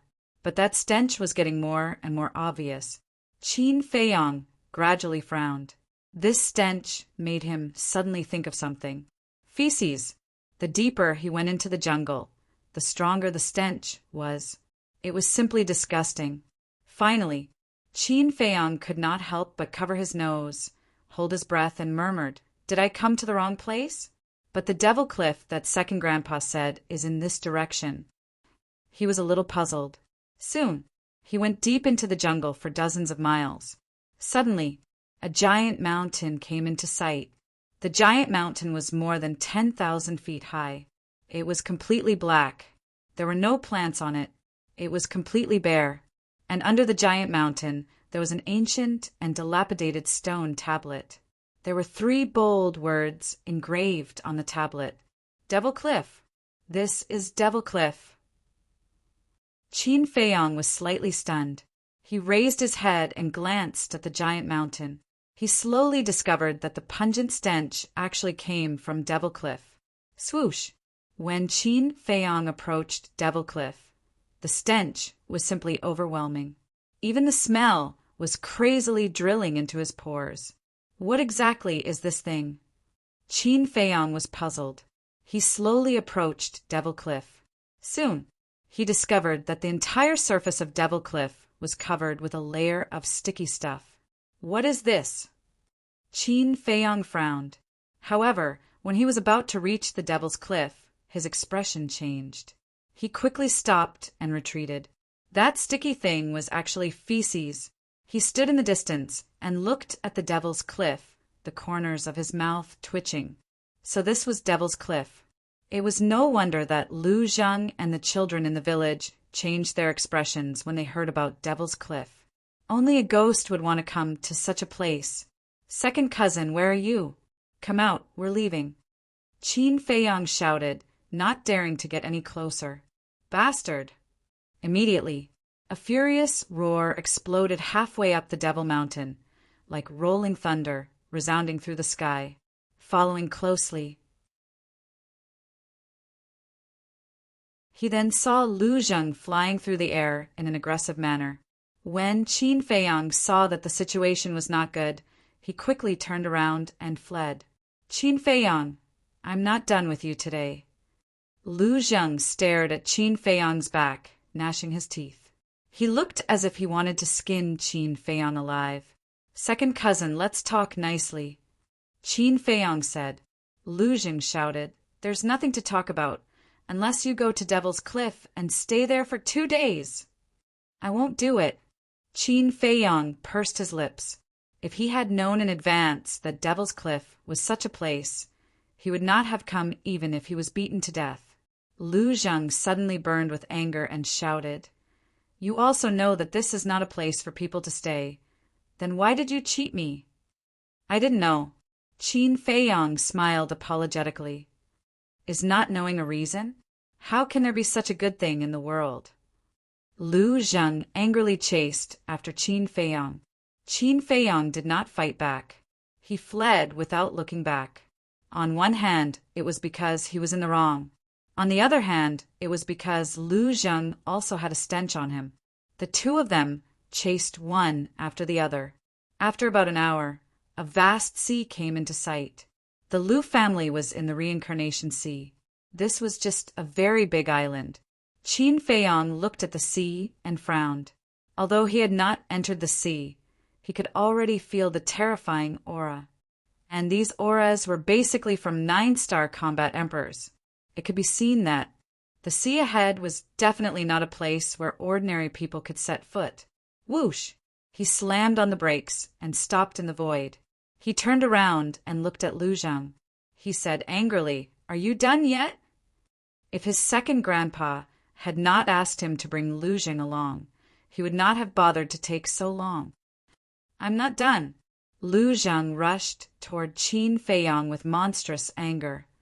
"The morning court in the throne room has already begun. I don't have time to mess around with you now. If you continue to pester me like this, don't blame me for being rude." Qin Feiyang covered his nose and raised his eyebrows. Lu Zhang had stayed on the Devil's Cliff for 2 days. He really smelled like a pile of feces. Seeing Qin Feiyang cover his nose, Lu Zhang was undoubtedly even more annoyed and almost lost his mind. Boom! Qin Feiyang did not waste any more words. His emperor's aura rolled out and directly sent Lu Zhang flying. He said, "When you calm down, come to the imperial palace to find me." After that, Qin Feiyang then opened the teleportation gate and rushed in without looking back. "Don't go!" Lu Zhang roared and immediately rushed toward the portal. Boom! But just as he was about to reach the portal, a surge of purple-gold dragon chi roared out of the portal like a tide. Lu Zhang was blasted away again. When he stabilized his body and rushed toward the portal again, the portal had already dissipated. "Bastard, I won't let you go!" Lu Zhang roared again and again. He was so angry that the sea beasts in the sea ahead were frightened. The imperial palace, civil and military officials, as well as the marquises, gathered in the throne room. But at this moment, the entire throne room was dead silent. The ministers standing in the main hall all lowered their heads and seemed to be deep in thought. Above, the little prince, wearing a dragon robe and a dragon crown, sat on the dragon throne. Although he had just succeeded the throne a few days ago, he already had the temperament of an emperor and was much more mature than before. Next to him, the imperial preceptor stood upright with his hands behind his back, glancing at the people below with sharp eyes. However, at this time, the most eye-catching person was a young man in purple. He stood in front of the ministers, his body straight and his eyes straight, exuding a threatening aura. That's right, he was Zhuge Mingyang. The imperial preceptor raised his eyebrows, looked at everyone and shouted, "Why are you all so silent? Zhuge Mingyang is the only son of the Marquis of Zhuge. Is there a problem with him inheriting the position of Marquis?" Civil and military officials, the various marquises, you look at me, I look at you, none of them daring to be the first to stand out and express their stance. Suddenly, Marquis Xiao took a step forward, looked at the imperial preceptor and said, "The Zhuge family has been killed by Qin Feiyang, and only Zhuge Mingyang is left. There is naturally no problem for him to inherit the position of Marquis. But I would like to ask the imperial preceptor, does Emperor Hong agree to this? Such an important matter. How dare this imperial preceptor make his own decision? Of course, with the consent of Emperor Hong." The imperial preceptor said expressionlessly, but there was a hint of killing intent hidden in his old eyes. Marquis Xiao said, "Since Emperor Hong has already agreed, then, as subjects, we naturally do not dare to have any objections." With that, he retreated. "All right, Marquis Xiao has already agreed. What about you?" The imperial preceptor looked at the others. Marquis Xiao raised his eyebrows, extended his hand, and said, "Lord Imperial Preceptor, let me correct you. I only said that I have no objections. I did not say that I agree." "Old thing, you're courting death." Zhuge Mingyang raised his eyebrows, turned his head to look at Marquis Xiao, and a trace of killing intent lurked in his eyes. The imperial preceptor also flew into a rage out of humiliation. He stared at Marquis Xiao and said, "What do you mean?" Marquis Xiao glanced at Zhuge Mingyang, then raised his head to look at the imperial preceptor and said indifferently, Marquis Wu inheriting the throne is not a child's play. Can't I reserve my opinion? Yes, of course. The imperial preceptor nodded and smiled, but his smile was very terrifying. The threat in his eyes was no longer concealed. The officials were terrified. However, Marquis Xiao turned a blind eye to it and said indifferently, "Zhuge Mingyang's talent is obvious to all, but as a martial marquis, what you need is not only talent but also loyalty." At this point, Marquis Xiao's gaze turned, looked at Zhuge Mingyang and said, "Zhuge Mingyang, tell this marquis, are you loyal to the great Qin?" The imperial preceptor's face darkened. Zhuge Mingyang couldn't help but clench his fists tightly. "If you are truly loyal to the great Qin, then swear in front of us right now, in the name of your Zhuge family's ancestors, that you will forever be loyal to the great Qin. If you betray us, then the heavens and earth will destroy you. Do you dare?" Marquis Xiao shouted with a stern expression. Zhuge Mingyang's gaze trembled. Could it be that this Marquis Xiao knew something? "Marquis Xiao, your words are a bit too much. Zhuge Mingyang is a subject of my great Qin. How is he not loyal?" Suddenly, a martial marquis looked at Marquis Xiao with dissatisfaction. This person was Marquis Qianwu.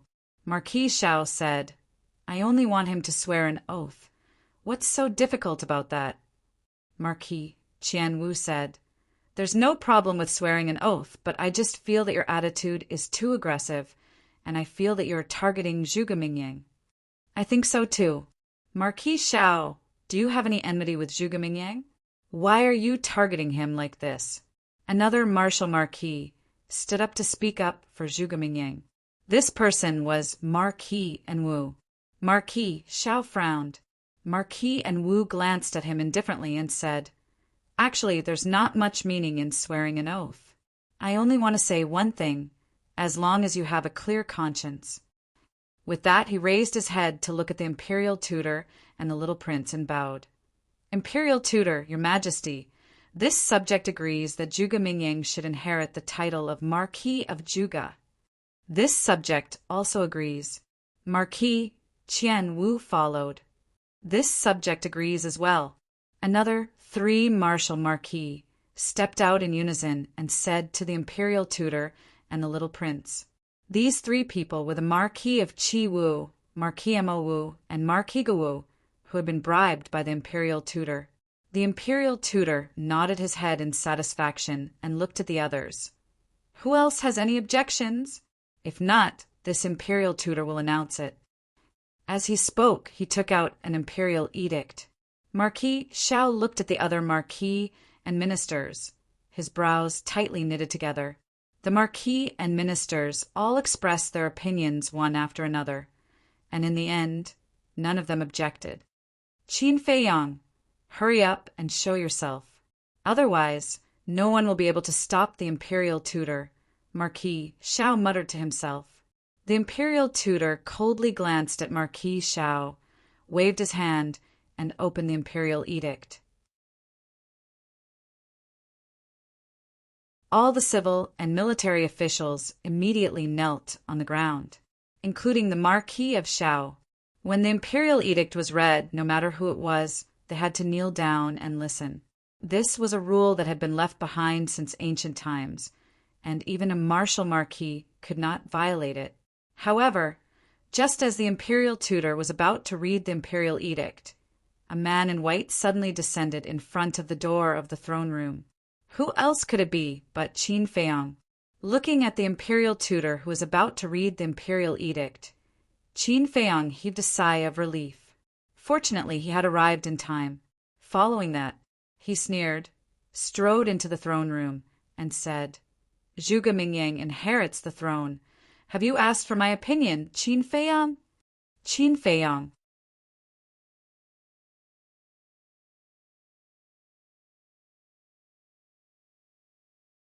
Chapter 1415. Qin Feiyang. Why is he here? At the same time, there was an uproar in the throne room.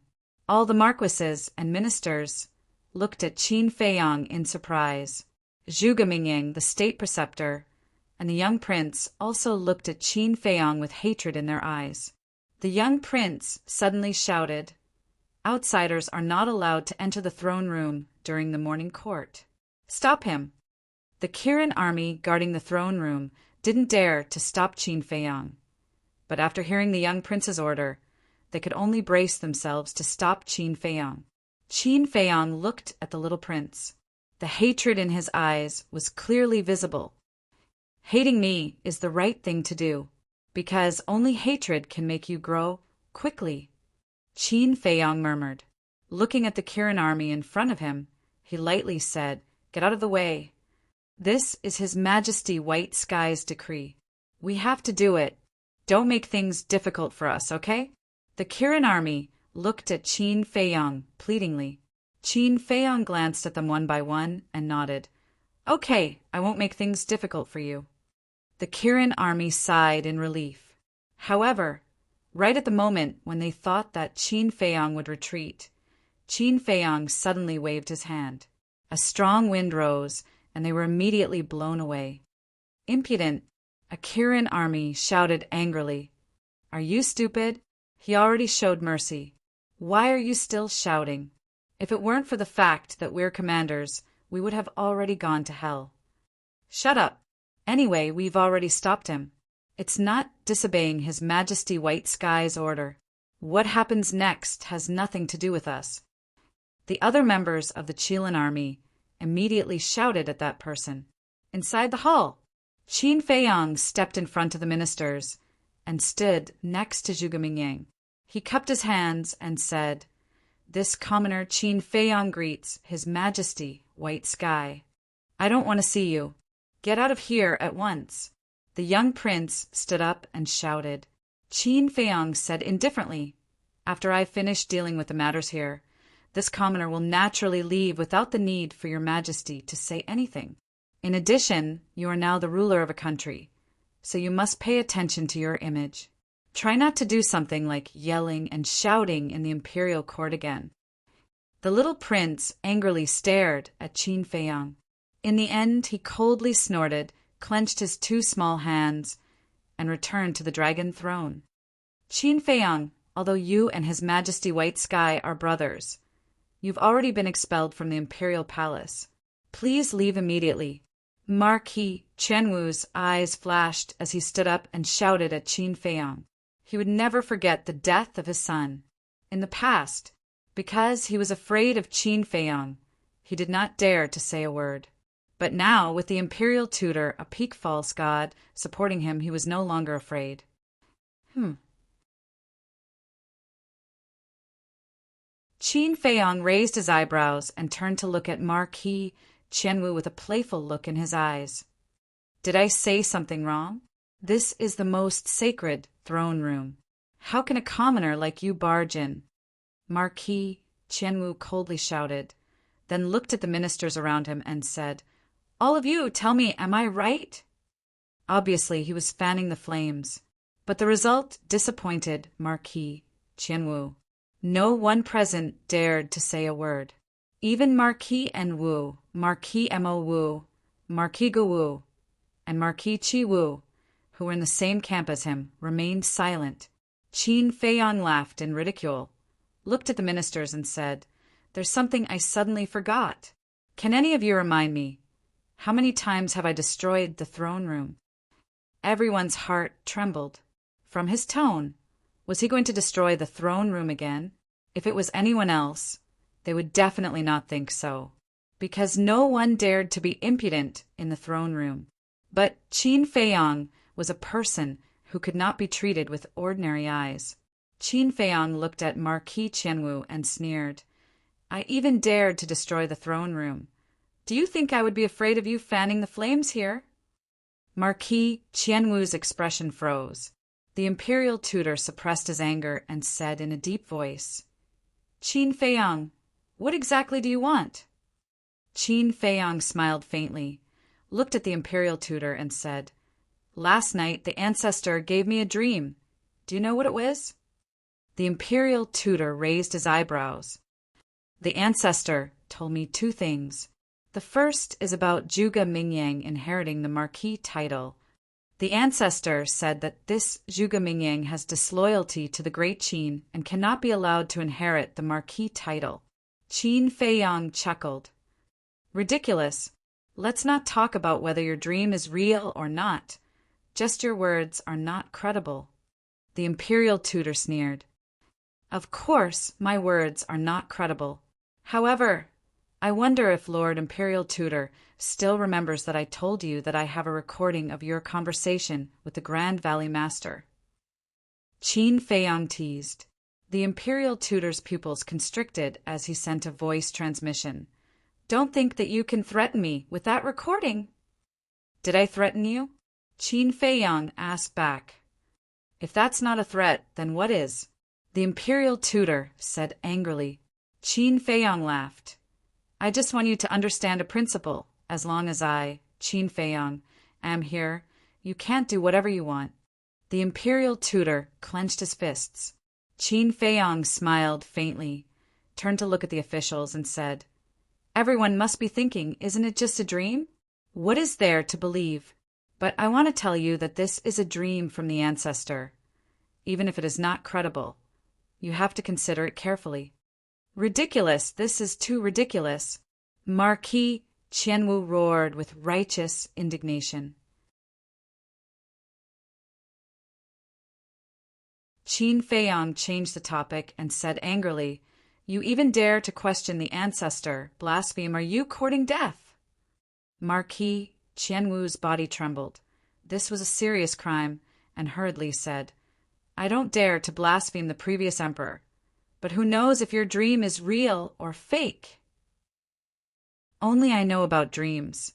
Of course I can't verify whether it is real or fake. But we don't know if Zhuge Mingyang has any disloyalty.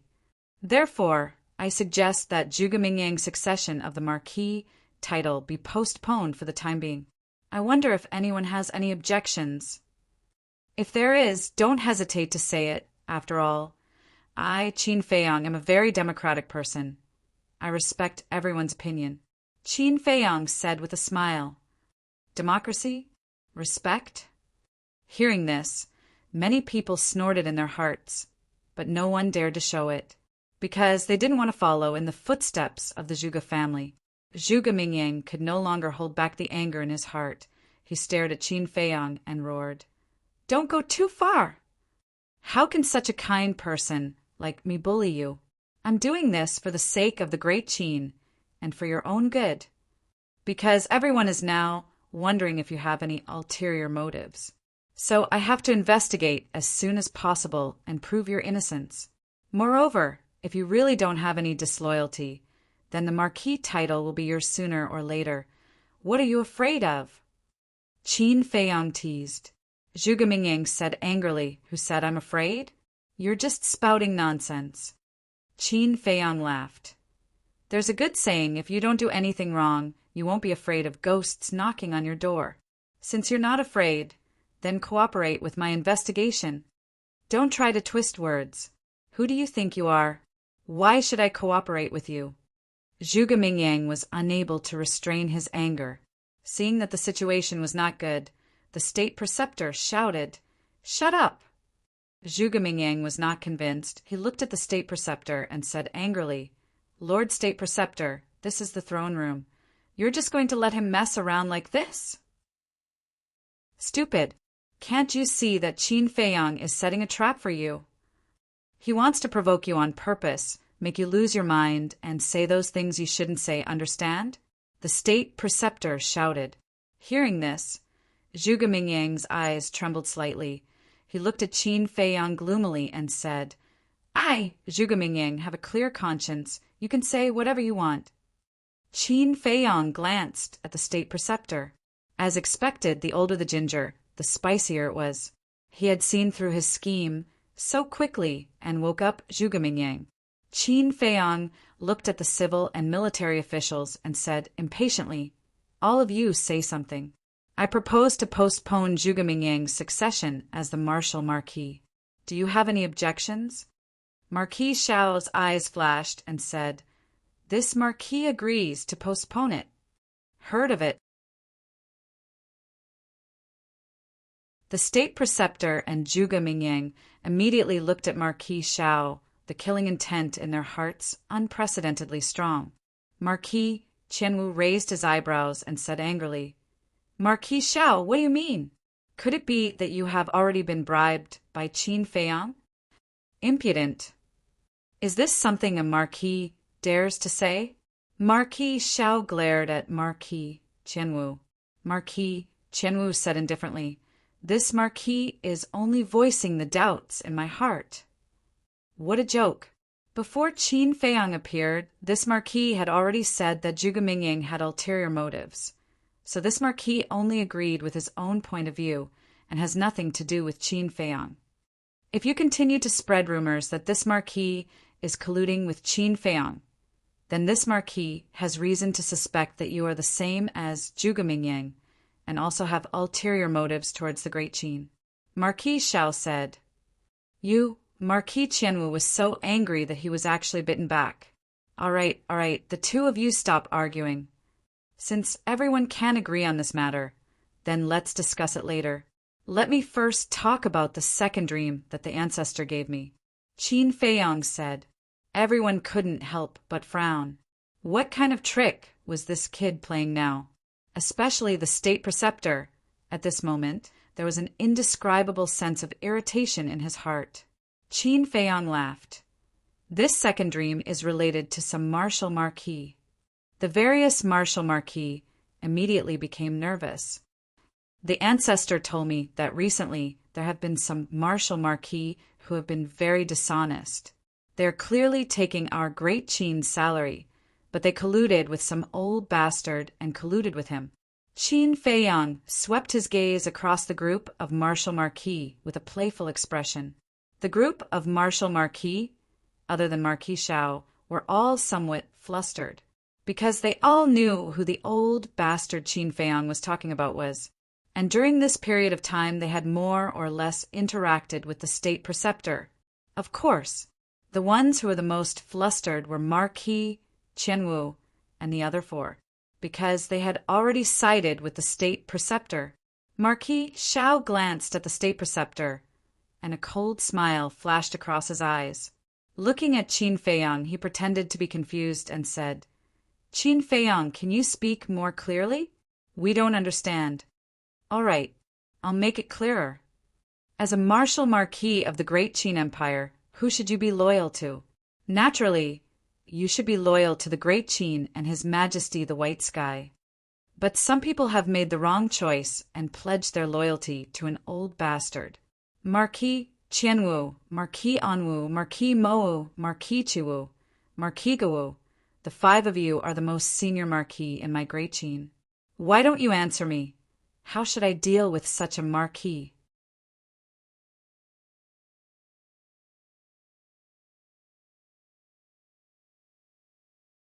Chapter 14:16. Marquis Qianwu and the other four who were called out immediately panicked. What are you panicking for?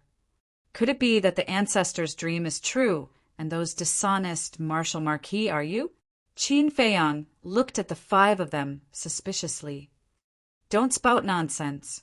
Our loyalty to great Qin, to His Majesty White Sky, is witnessed by the heavens and earth.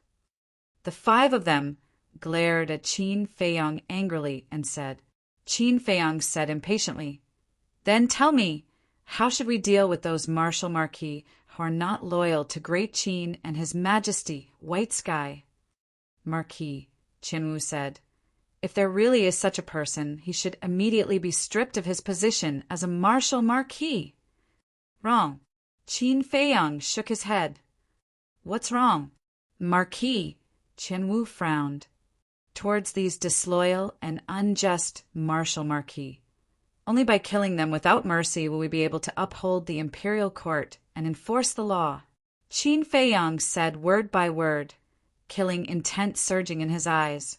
Before he could finish, Thunder Leopard, Seahorse, Seal, Wang Yangfeng, and Wang Yishan appeared out of thin air. Impudent! The imperial tutor had always been paying attention to Qin Feiyang, because he knew that Qin Feiyang would definitely cause a ruckus today, so when he saw Thunder Leopard, the other two beasts, and Wang Yishan appear, he realized that something was wrong and immediately attacked Qin Feiyang. Qin Feiyang ignored him, pointed at Marquis Qianwu and the other four, and shouted, "Kill them all!" "Old thing, this emperor has long disliked you, die." Lei Bao looked at Marquis Qianwu and laughed, then turned into a bolt of lightning and flew over like lightning. Seahorse, Wang Yishan, and Wang Yangfeng also immediately charged towards Marquis Anwu and the other three. Seeing this situation, the other marquis, ministers, and Zhuge Mingyang all ran outside as if they were running for their lives. Marquis Qianwu and the other four also wanted to escape, but would Thunder Leopard, the other two beasts, and Wang Yangfeng give them a chance? Obviously not. "Lord Imperial Tutor, save us!" The five of them desperately called for help from the Imperial Tutor. The State Preceptor rushed towards Qin Feiyang and roared, "Tell them to stop, or don't blame me for being merciless." Whoosh! But suddenly, an old figure appeared in front of the Imperial Tutor without any warning. It was Old Man Qin. As soon as Old Man Qin appeared, he struck out with his palm. The Imperial Preceptor was caught off guard. Even though his cultivation was higher than Old Man Qin's, he still suffered a great loss. His entire body was sent flying and crashed into the wall beside the dragon throne. With a loud bang, a large hole was instantly created in the wall. Meanwhile, under the thunderous attacks of the Thunder Leopard, and Wang Yangfeng, Marquis Qianwu's group of 5 died on the spot without any suspense. Dead? It's not enough to kill Zhuge Wu Ho. He actually killed another 5 martial marquis. Too presumptuous. Is there no one who can control him? The marquises, ministers, Kirin army, and Zhuge Mingyang standing outside were all dumbfounded. This bastard had no regard for the law. One had to know that this was still in the throne room. Done. Thunder Leopard, and Wang Yangfeng returned to Qin Feiyang's side and laughed. Well done. Qin Feiyang nodded. Old Man Qin also retreated to Qin Feiyang's side and said in a low voice, killing Qianwu Marquis and the others in front of him, "The Imperial Preceptor will definitely go crazy." Sure enough, it was as expected. Just as Old Man Qin finished speaking, the Imperial Preceptor's angry roar sounded out. "Qin Feiyang, even if you want to release that video, this Imperial Preceptor will not let you off today." Boom!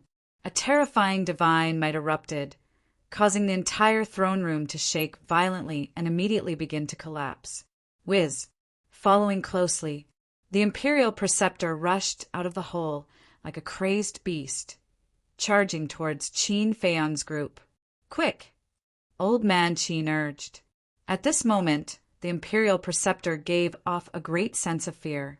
Qin Feiyang did not dare to hesitate and immediately prepared to bring everyone into the castle. But at this moment his expression changed drastically, because he suddenly realized that the little prince was still sitting on the dragon throne. Moreover, the roof of the hall had already collapsed, and a huge beam was smashing towards the little prince. The little prince had just started cultivating, and with his weak body, if he was hit, there was no doubt that his blood would splatter on the spot. However, the furious Imperial Preceptor was completely unaware of the little prince's current danger. Of course, with the Imperial Preceptor's current state, even if he saw the little prince's situation, he might not necessarily care. Qin Feiyang waved his hand and sent Thunder Leopard, and Wang Yangfeng to the ancient tower.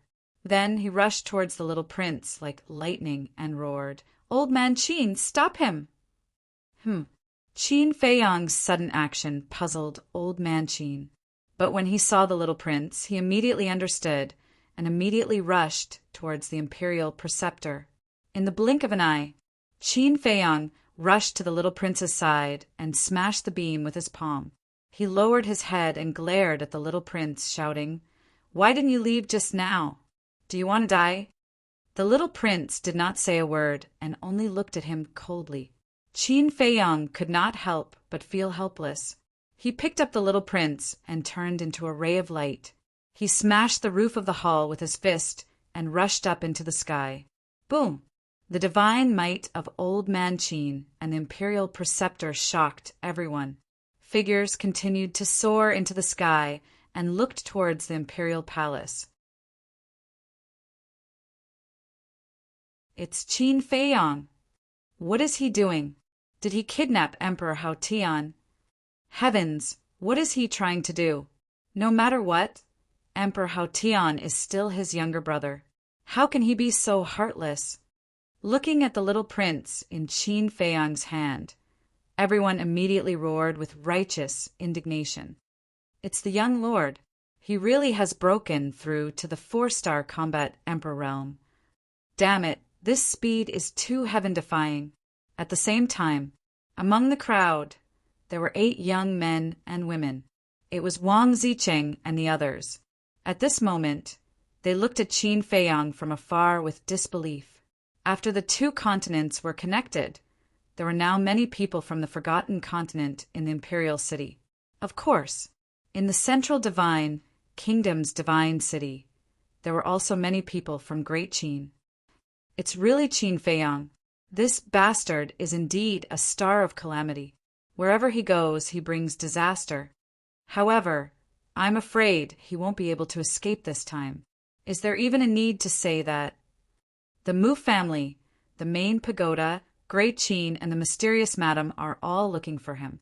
When they receive the news and rush over, even if this bastard has heaven-defying abilities, only death awaits him. Everyone was discussing. No matter if it was Great Qin's people or Forgotten Continent's people, they all had a gloating attitude. However, Qin Feiyang did not have the time to care about all of this. He looked nervously at the imperial palace below. Boom! Suddenly, Old Man Qin flew out of the throne room like a meteor and smashed into a large hall several li away.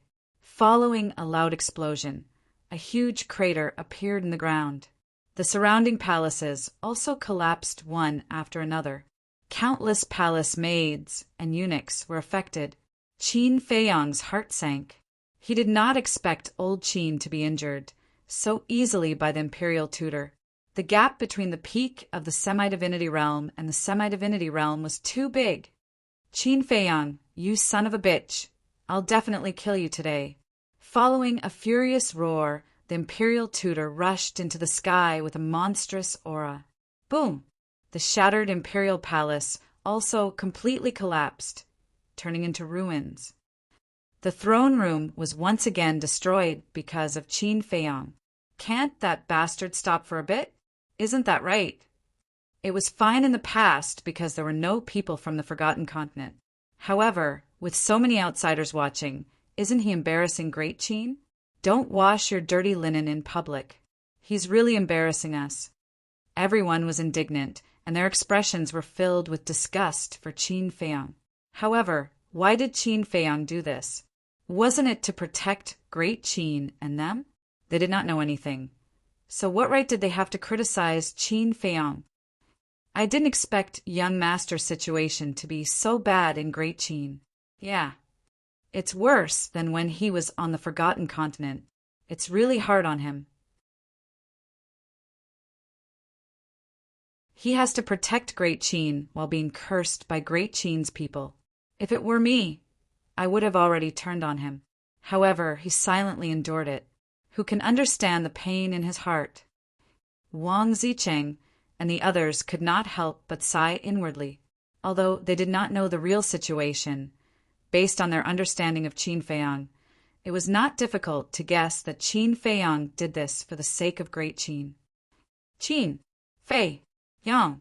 The imperial tutor flew into the sky and charged towards Qin Feiyang immediately. The killing intent in his eyes was undisguised. Feiyang, run! Old Qin rushed out of the deep crater. Seeing the situation, his expression changed and he anxiously roared. Qin Feiyang glanced at old Qin and smiled coldly at the imperial tutor. He was about to put down the little prince and enter the ancient castle. However, at this moment, a strong sense of danger rose in his heart. Immediately after, He felt a tearing pain in his lower abdomen. He lowered his head and saw that a dagger had appeared in the little prince's hand at some point in time. The dagger was very short, only about half a foot long. It was like a toy knife, but it was very sharp. The tip of the dagger had already pierced through Qin Feiyang's lower abdomen. Qin Feiyang immediately frowned. He raised his other arm and snatched the dagger from the little prince's hand.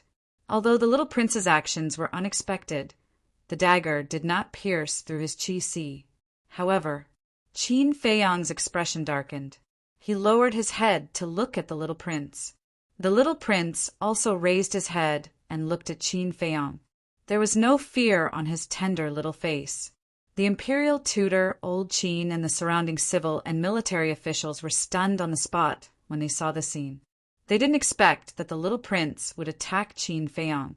But then, everyone couldn't help but become nervous, because they all knew Qin Feiyang too well. If people don't offend me, I won't offend them. For Qin Feiyang, anyone who wanted to harm him, he would not let them go. The first prince and the others in the past were the best examples. Feiyang, don't be impulsive, old Qin murmured. His palms were sweating. He was afraid that Qin Feiyang's slap would end the little prince's life. After the imperial tutor came back to his senses, his eyes flickered. Qin Feiyang, stop! Suddenly, Emperor Hong's voice came from afar. Emperor Hong was like a bolt of lightning, tearing through the sky. In less than 3 breaths, he had arrived in front of Qin Feiyang. But Qin Feiyang ignored him. He lowered his head and stared at the little prince with a cold light in his eyes. Emperor Hong was also extremely nervous. He is your younger brother after all, and he is young and ignorant. Why do you have to bother with him? Let him go. Take it as great-grandfather begging you. Great-grandfather?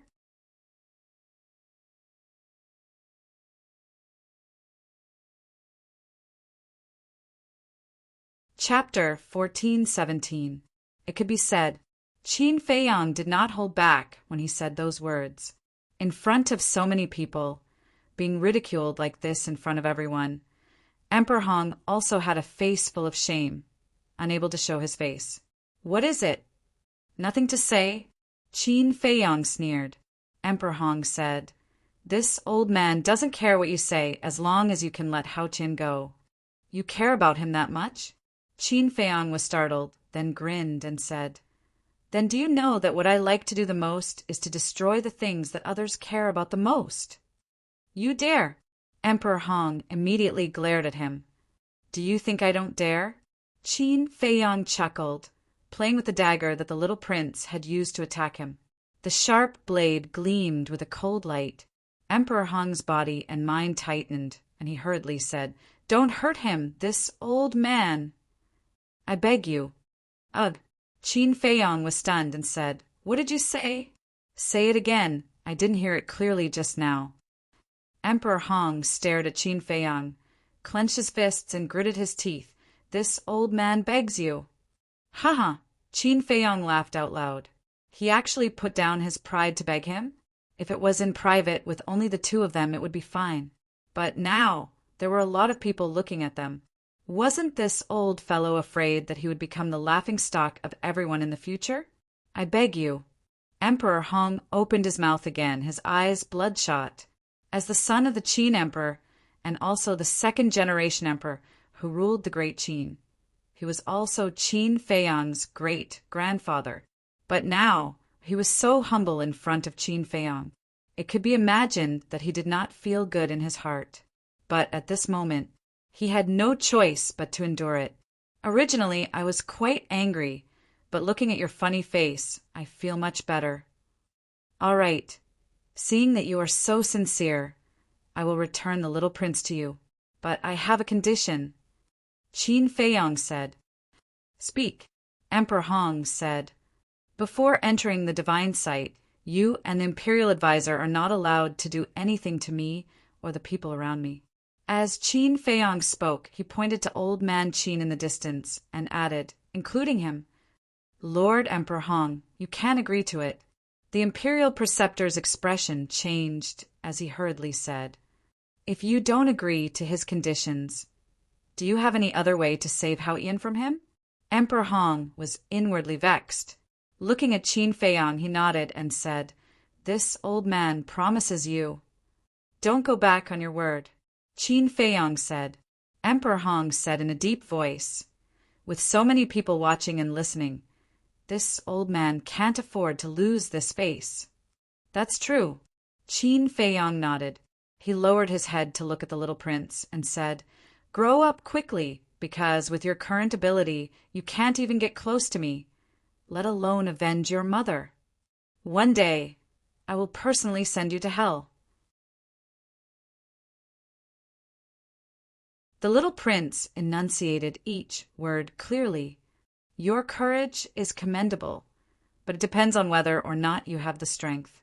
Qin Feiyang laughed disdainfully, then picked up the little prince and threw him to Emperor Hong. Emperor Hong hurriedly extended his hands and caught the little prince.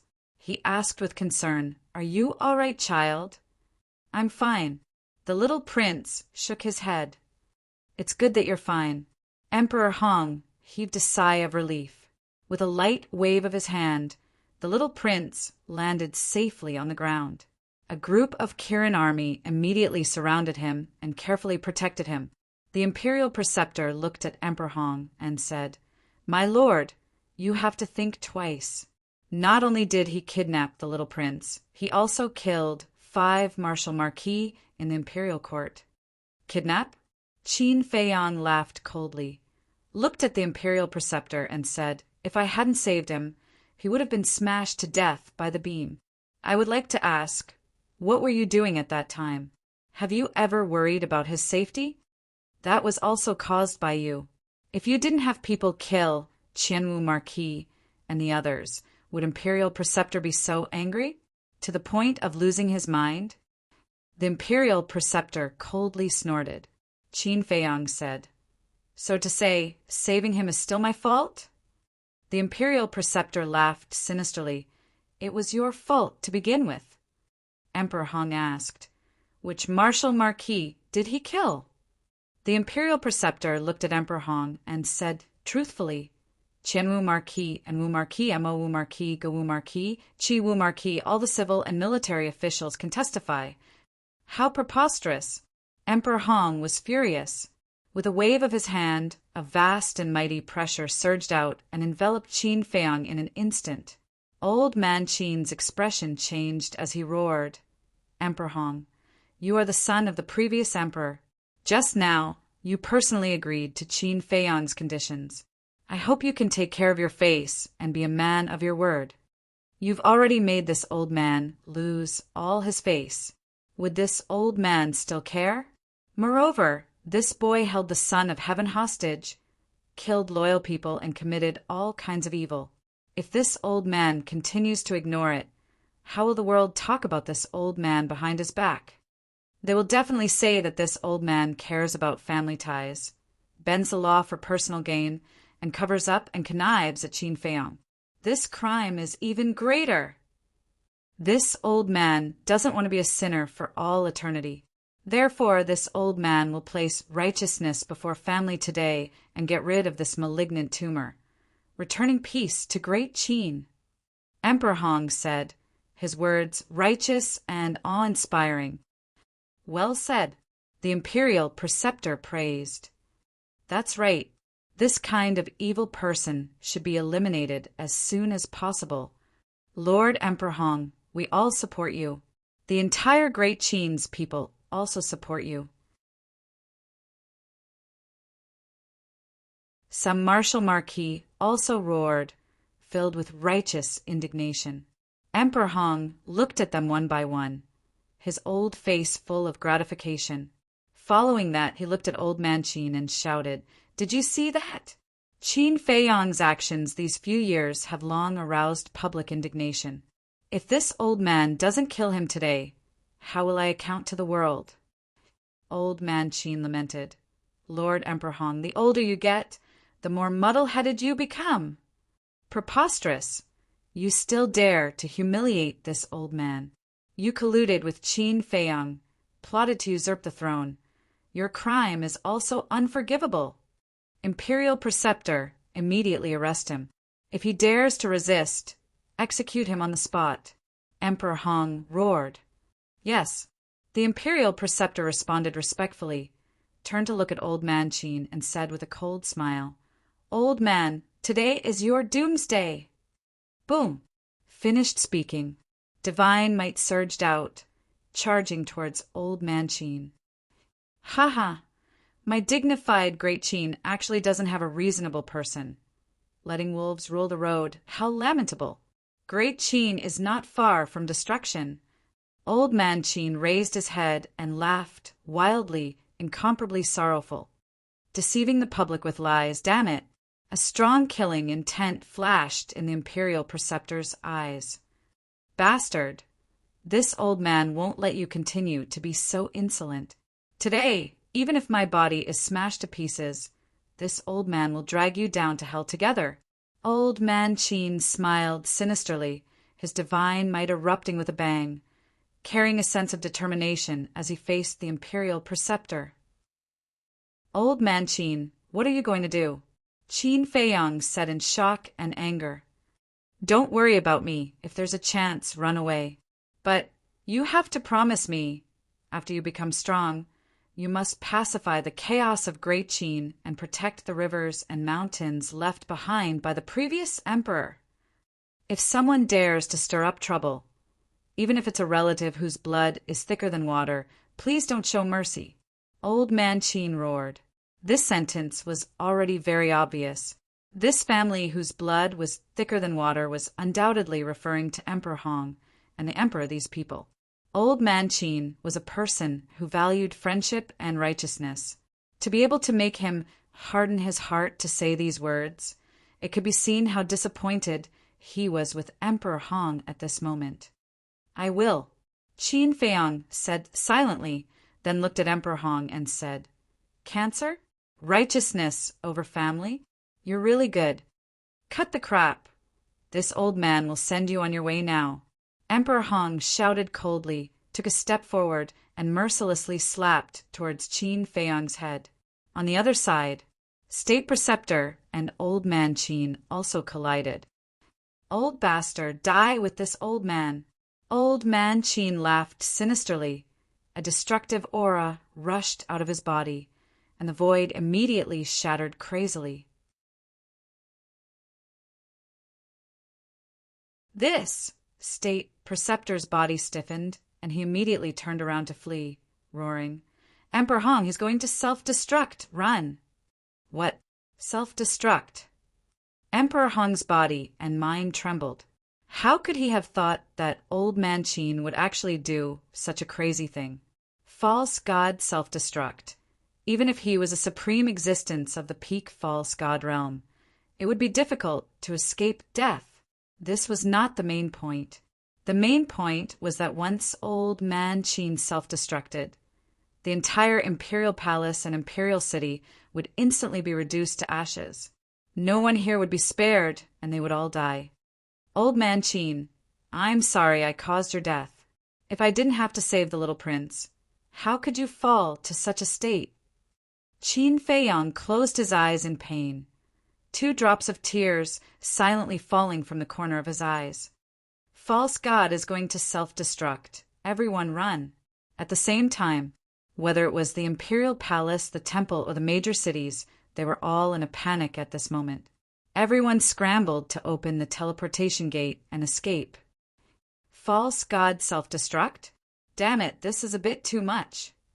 Wang Zicheng's group of 8 also fled at the sight of the wind. Never would they have thought that the situation would become so serious. Humph! However, at this moment, above the imperial palace, a cold snort suddenly sounded. As the people fled, they hurriedly glanced around and found that it was a mysterious man in white. His figure was tall and imposing, and his entire body exuded an astonishing aura. It was not difficult to determine that he should be a young man. However, he wore a white mask on his face, covering his true appearance. No one knew who he was. However, sensing this person's aura, Qin Feiyang immediately became spirited and transmitted. Old Man Qin, there is a turning point. Don't self-destruct. However, Old Man Qin turned a deaf ear. Qin Feiyang anxiously shouted, "If you self-destruct now, you may not be able to kill the Imperial Advisor. Don't die in vain. You are a loyal person of my great Qin. I don't want you to die, and I don't want you to lose your life for a damn old bastard. It's not worth it." Old Man Qin's body trembled slightly and suddenly woke up. He quickly stopped self-destructing, and that destructive aura also retreated like a tide. And stopped self-destructing? Everyone was surprised. The Imperial Advisor also stopped and looked at Old Man Qin suspiciously. Emperor Hong's brows also tightened, but the next moment, everyone raised their heads in unison and looked at the masked man in white. As soon as this person appeared, Old Man Qin stopped self-destructing. It was enough to see that this person was definitely related to Qin Feiyang, and might even be the reinforcements that Qin Feiyang had found. It's really a false alarm.